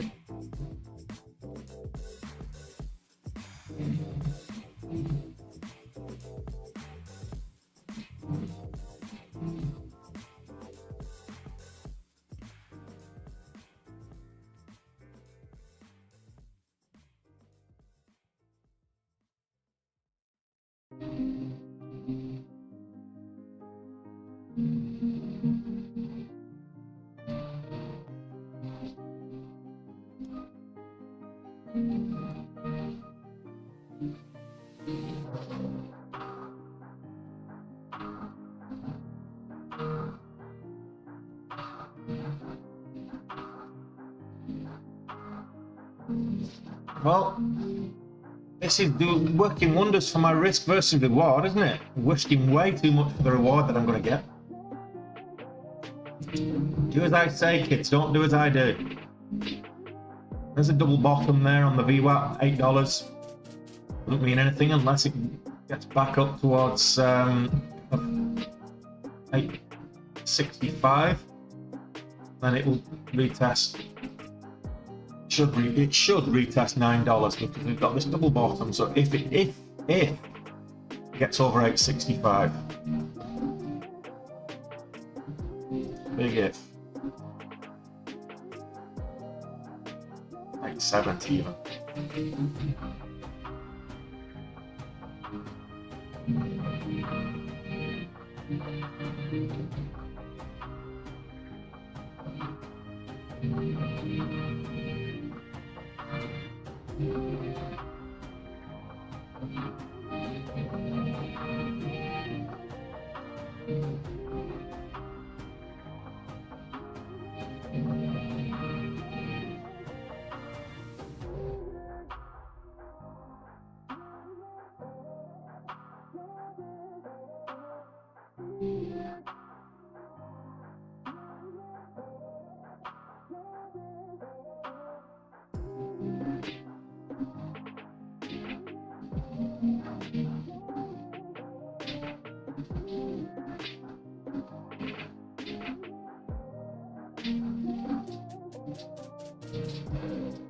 Okay.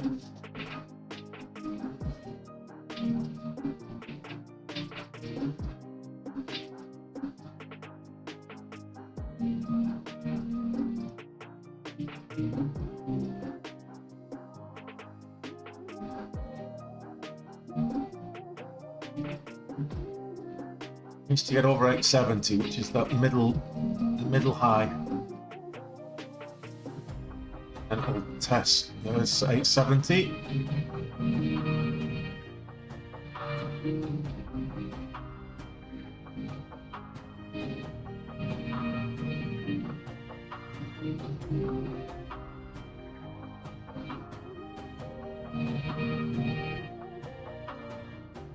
Leave that in. Test.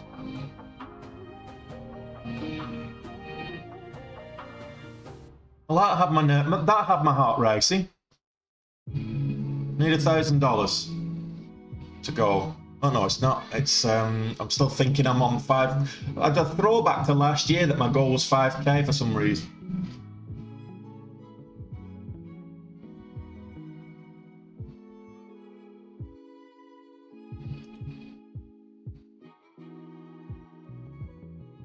I wouldn't say that. The heart racing, you know when your heart's racing, that you're trading too big for either for the stock or for your account or for whatever. So, yeah, that's I risked way too much. I was risking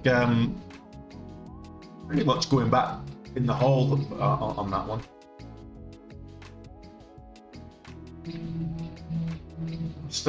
My stock's still not at break even, so I'm still risking money here. My daily goal this year is 6,000 Luke. It was 5K last year, and I overachieved against that. It's 6 this year, so it's 20% increase. I've increased it 20% this year. Oh, that's a bit of nasty slippage. But at least we're green. Nasty slip there. I think I need to take a quick break. Marathon Digital's making nice moves though.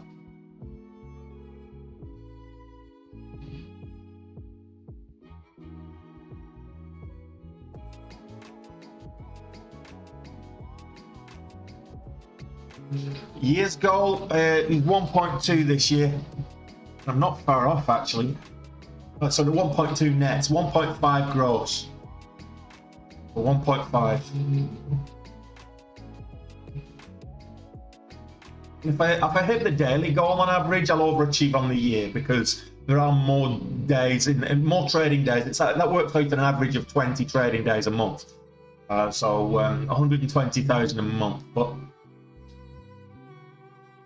if there are a couple of weeks, a couple of months of the year where it's like 20, 23 trading days. A couple that's only 19. It's slightly more than 20 trading days a month. But if you average that out, because I will be taking some time off in a couple of weeks' time to relocate, so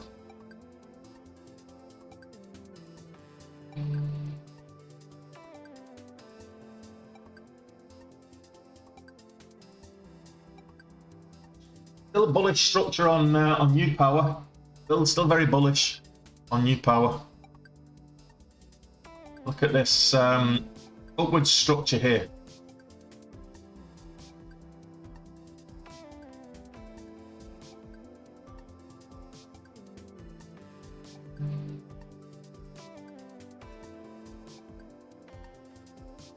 Upwards line here, pretty much geared to it from this first pullback here. Let's see if I extend it out. Funnily enough, if I do, I extend it out, and it's the resistance at this first little mini pullback there. Support at this line here, support here, and it's tapping it right now. So let's see, is it going to maintain that structure, that upwards bullish structure? We've now got what I would consider a narrowing pennant.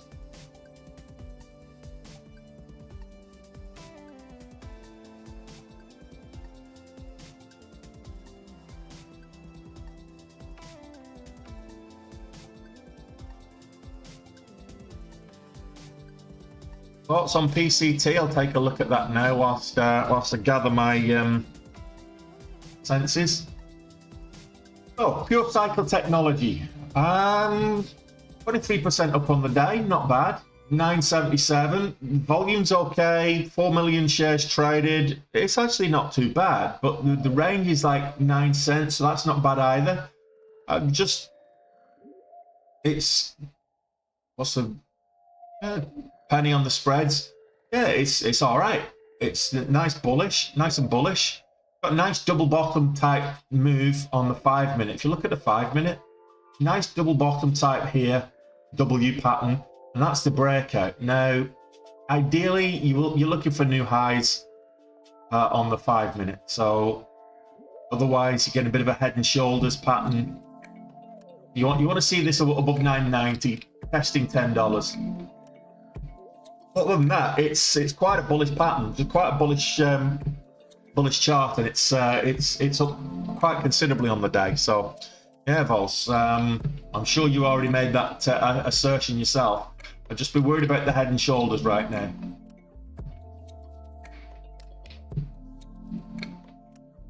Look at it on the 2 minute, it's probably a little bit more pronounced. So shoulder, head, shoulder. So you really need to fill this wick and break it. Fill this gap and break it. So over 990, it starts to be bullish again. Otherwise, if it starts to pull back, it becomes a head and shoulders.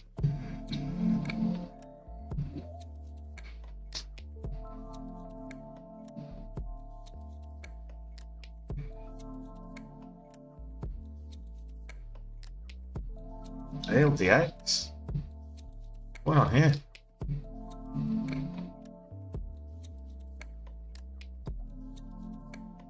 And this is down. Why is this sold off? Why did this gap down at the open? A gap down overnight. Okay. Aldera crashes 21% as the FDA rejects the eye cancer therapy. Ooh. It's trying to make it move back up.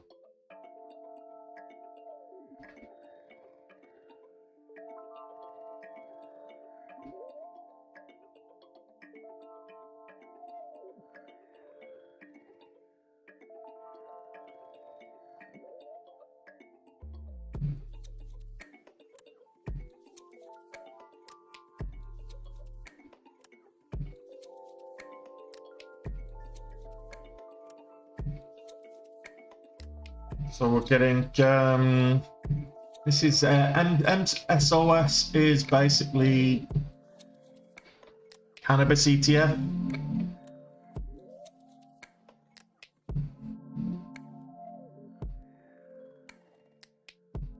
SDIG. Right, calm down now. There's no volume. No volume on that.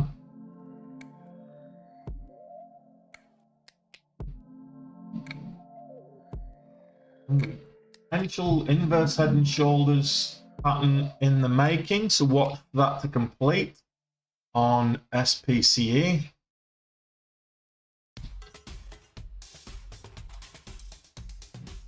Look at this on the 2 minute, you can see it better. So shoulders, big head. Look for a rejection at 580 down to kind of 575, 560, and a curl back up. Let this pattern complete. Right now it's kind of a back to front cup and handle. But if you do get that inverse head and shoulders, it will be bullish and will probably then break $6 and possibly even 620. So that's Virgin Galactic. It's quite thickly traded. It is a higher float stock, so probably not. You're not going to get the kind of volatility. I mean, we're talking 6 cents on the average through range. You're not going to get the volatility you're going to get on a U-Power, for example, or an Ocean Bio. Marathon Digital is looking quite bullish.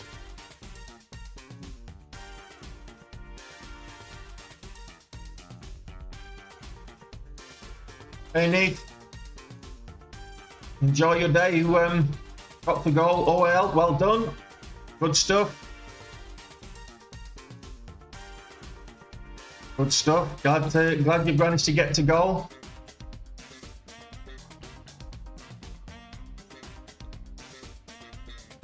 Somebody should staple Powell's lips closed. Arbor Trust, or Arbor Realty Trust.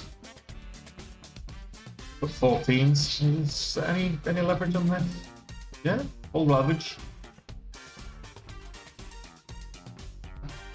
Bit too expensive, really.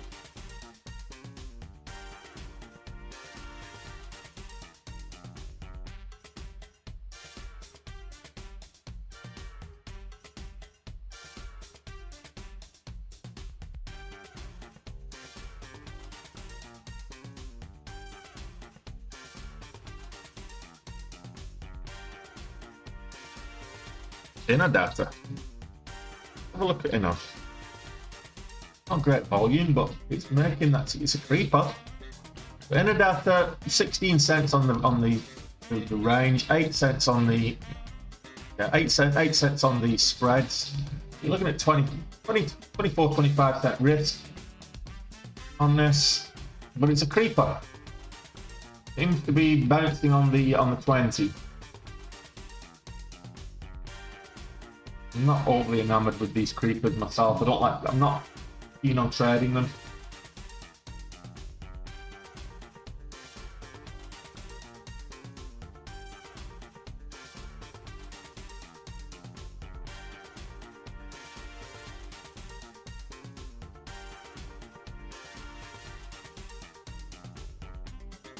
Anybody see anything else moving? Nivalis.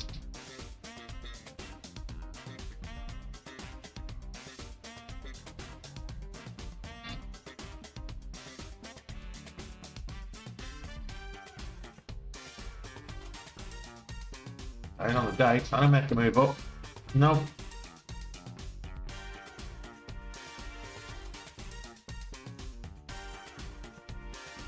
Coinbase, there's no leverage on Coinbase though. That's the problem with Coinbase. And Coinbase is just choppy, sloppy, choppy sideways. So no, I can't really trade Coinbase. Potential inverse head and shoulders, but it can't break this this low here, this short. I suppose it can. It didn't break out when it broke the neckline though. That's the thing there. Of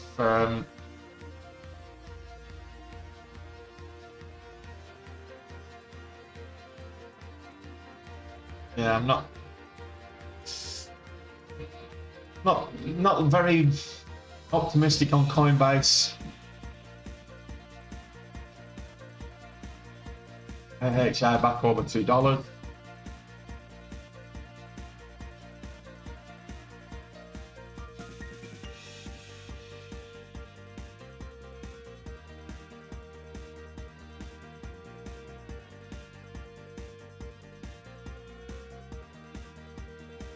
It's got a lot of volume. I mean, it's like 58 million shares traded today at HI, which it normally does about 4 million, just under 4 million on any given day. So we're looking at like 15 times relative volume on the back of one contract.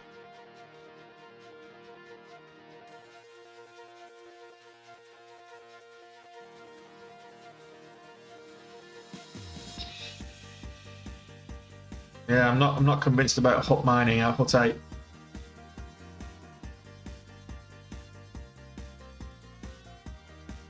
This is the top momentum stock right now.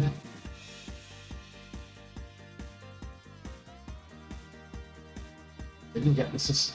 No follow through on ASTS, and I'm a bit disappointed at that. Oh, you got a nice VWAP bounce. Sorry, VWAP fade on Virgin Galactic. Next time that comes up to the VWAP, I might take a bit of a short on it. New power at $8.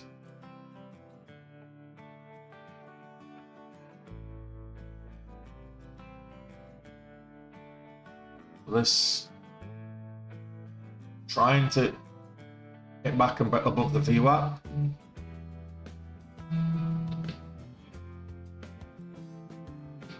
I don't think it will.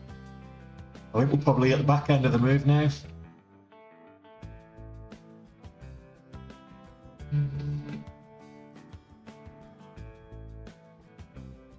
Well, I'll give it another 15 minutes. I'll give it to the top of the hour, guys. It depends. It depends on if it's my hotkeys or my hot buttons. So my hot buttons, I've got a 10-cent offset, which is why it's almost like having a marketable order. If I use hot buttons, it's great.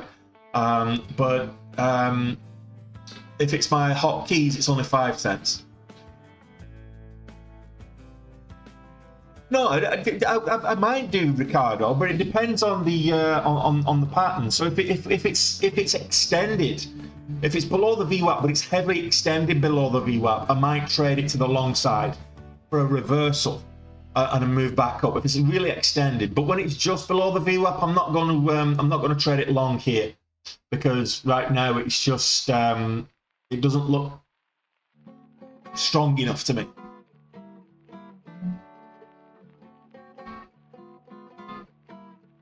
Yeah, PCT did as well. There's a lot of stocks making dives. HI back at the VWAP 192.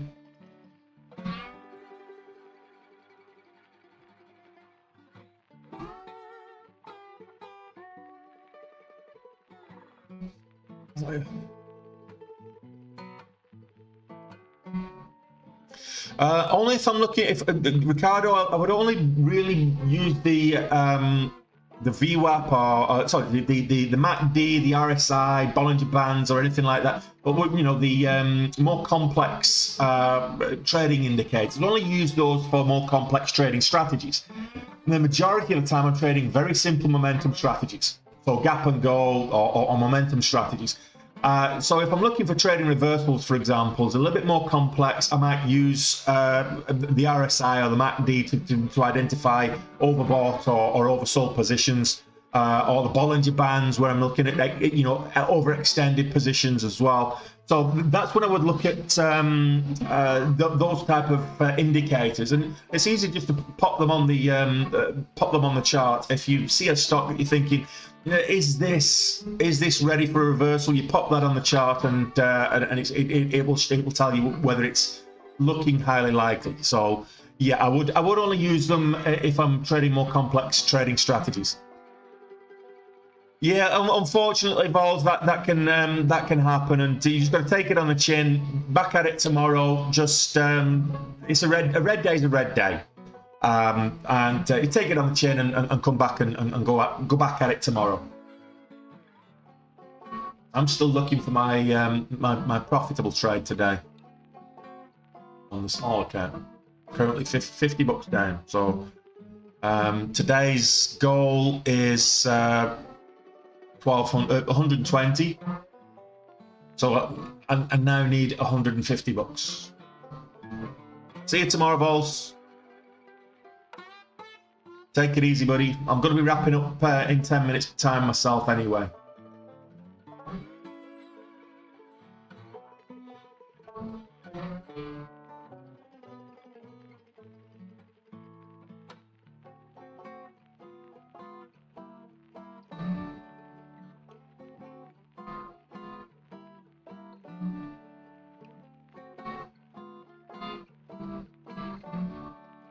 So don't trade the stupid ones, Neve.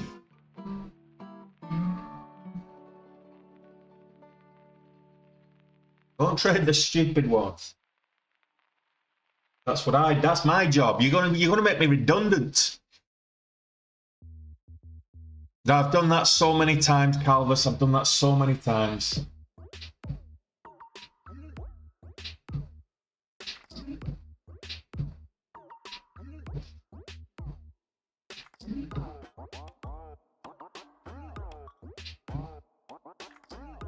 Unicure. Alright, let's have a look. Why is this bouncing and reversing?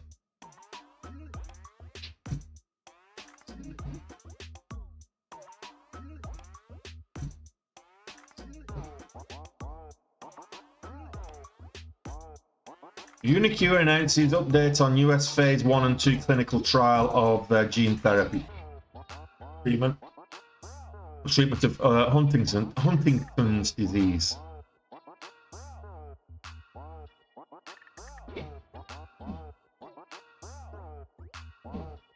Yeah, okay. Over 12, it might be interesting. For reversal. 42 million floats. It's small enough.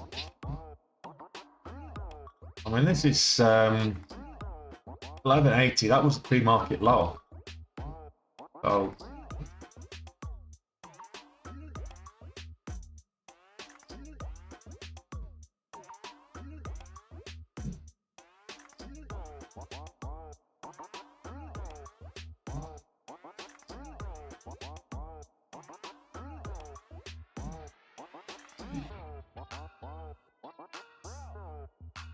don't let it get to you, Calvus. It happens.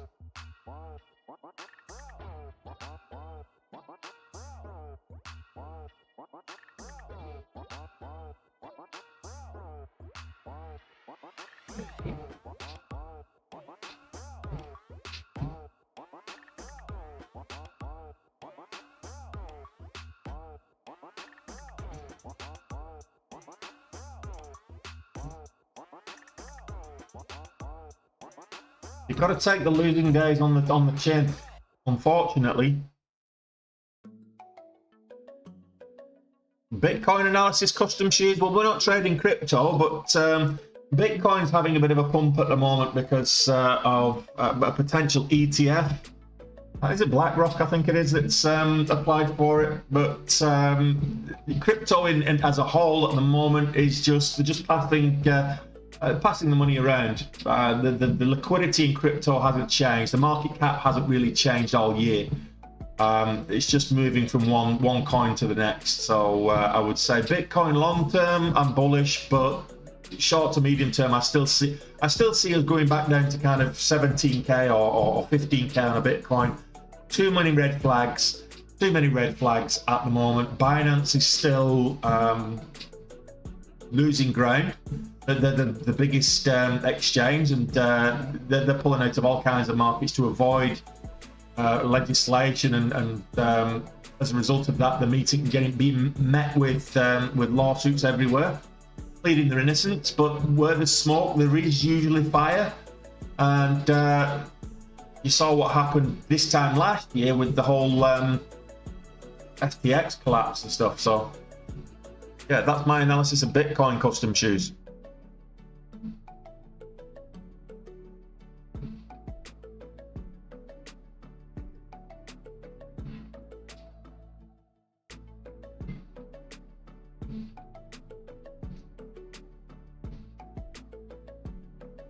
No worries, no worries.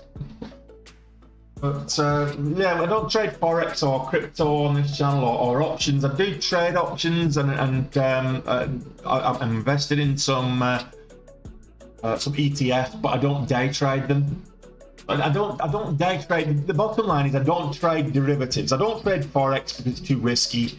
Because to trade forex, you have to take ridiculous amounts of leverage just to profit. And I don't trade any kind of derivatives, so you tend to find, and I don't trade futures either, because it's a similar kind of situation that you have to have huge leverage. So you power trying to curl back up,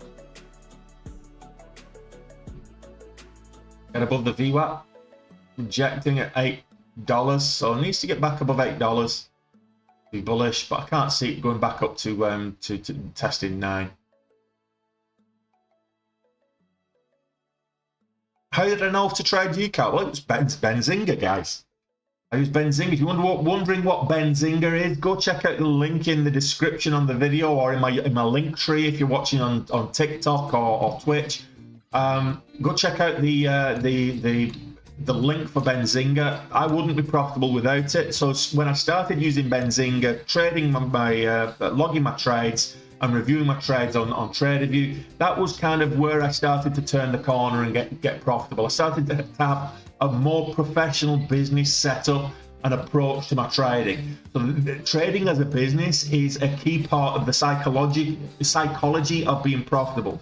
Trading as a hobby, you don't really mind if you make losses. That's what I would say, at least. So I want to see this, maybe get a VWAP bounce here, break the VWAP, come back, tested the support, then break new highs. So right now we've not closed above the VWAP. That's the first thing with a VWAP bounce. Close above the VWAP, which is where we are right now. And we close above the VWAP. 1120. Now test it, bounce on the VWAP, we just touch it. VWAP at 799. Over this candle is 805. There we go, that's 801. That's pretty much tapping the VWAP. Now I want to make new highs. That's your VWAP bounce.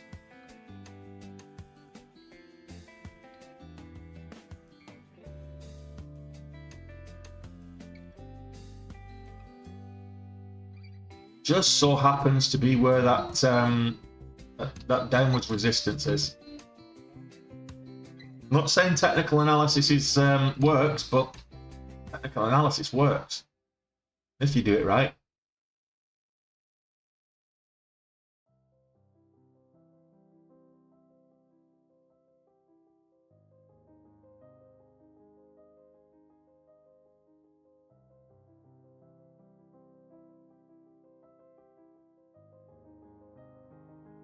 Now we're looking for 825-ish.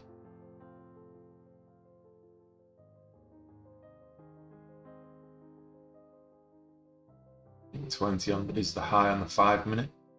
Later in the day, switch to the 5-minute charts, and they're more reliable.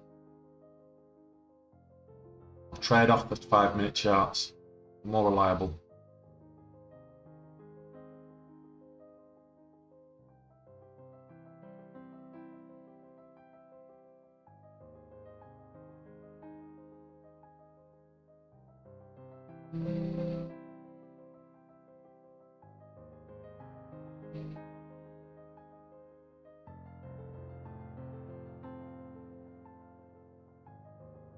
Let's see.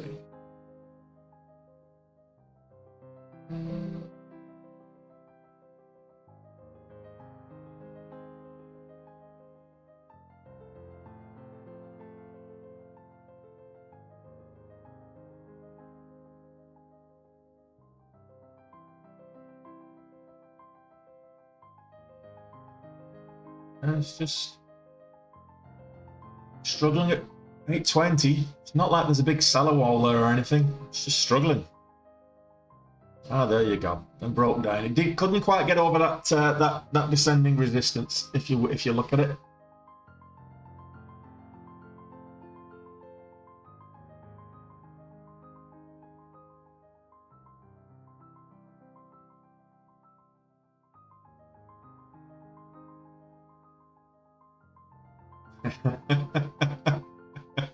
Yeah, but it's found support here. So let's just put a nice little horizontal in here so you'll see what I'm talking about. So we had support here at kind of the $0.50.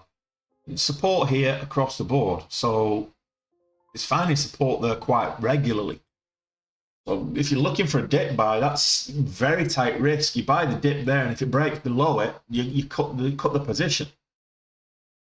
It's a fairly decent dip buying opportunity at the $0.50, or like I say, 750 for 755.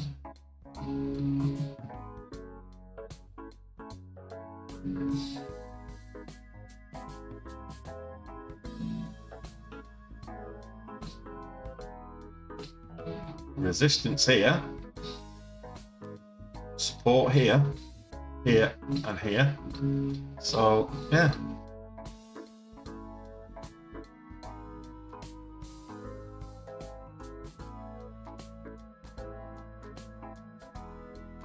The last time we were up at these kind of levels was the beginning of the month on New Power.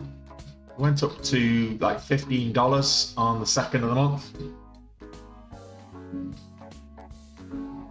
Up to 12 on the 1st.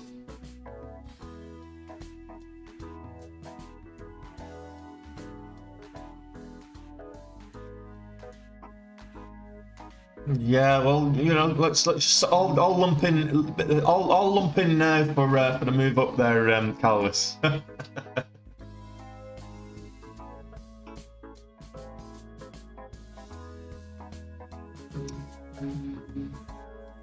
And what I'm conscious of here is this: we're coming towards the apex of this descending wedge. And descending wedges, it's got a flat bottom, and a descending wedge with a flat bottom typically will break downwards. So that's what I'm a bit conscious of with View Power. It's not looking particularly bullish right now. Nothing really is.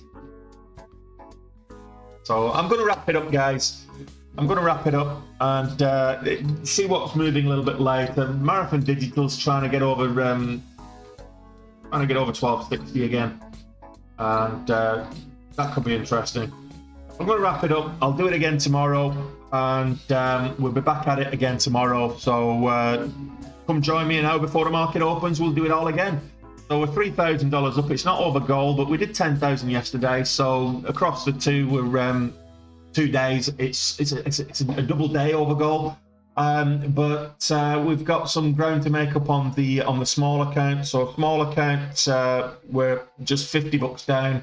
We can make that back in a single trade. So if I take 500 shares and make 10 cents, I've made that back. So yeah, we'll see. So I'll be back at it tomorrow, guys. You come join me then, and we'll do it all over again. So in the meantime, take it easy, and I'll see you tomorrow.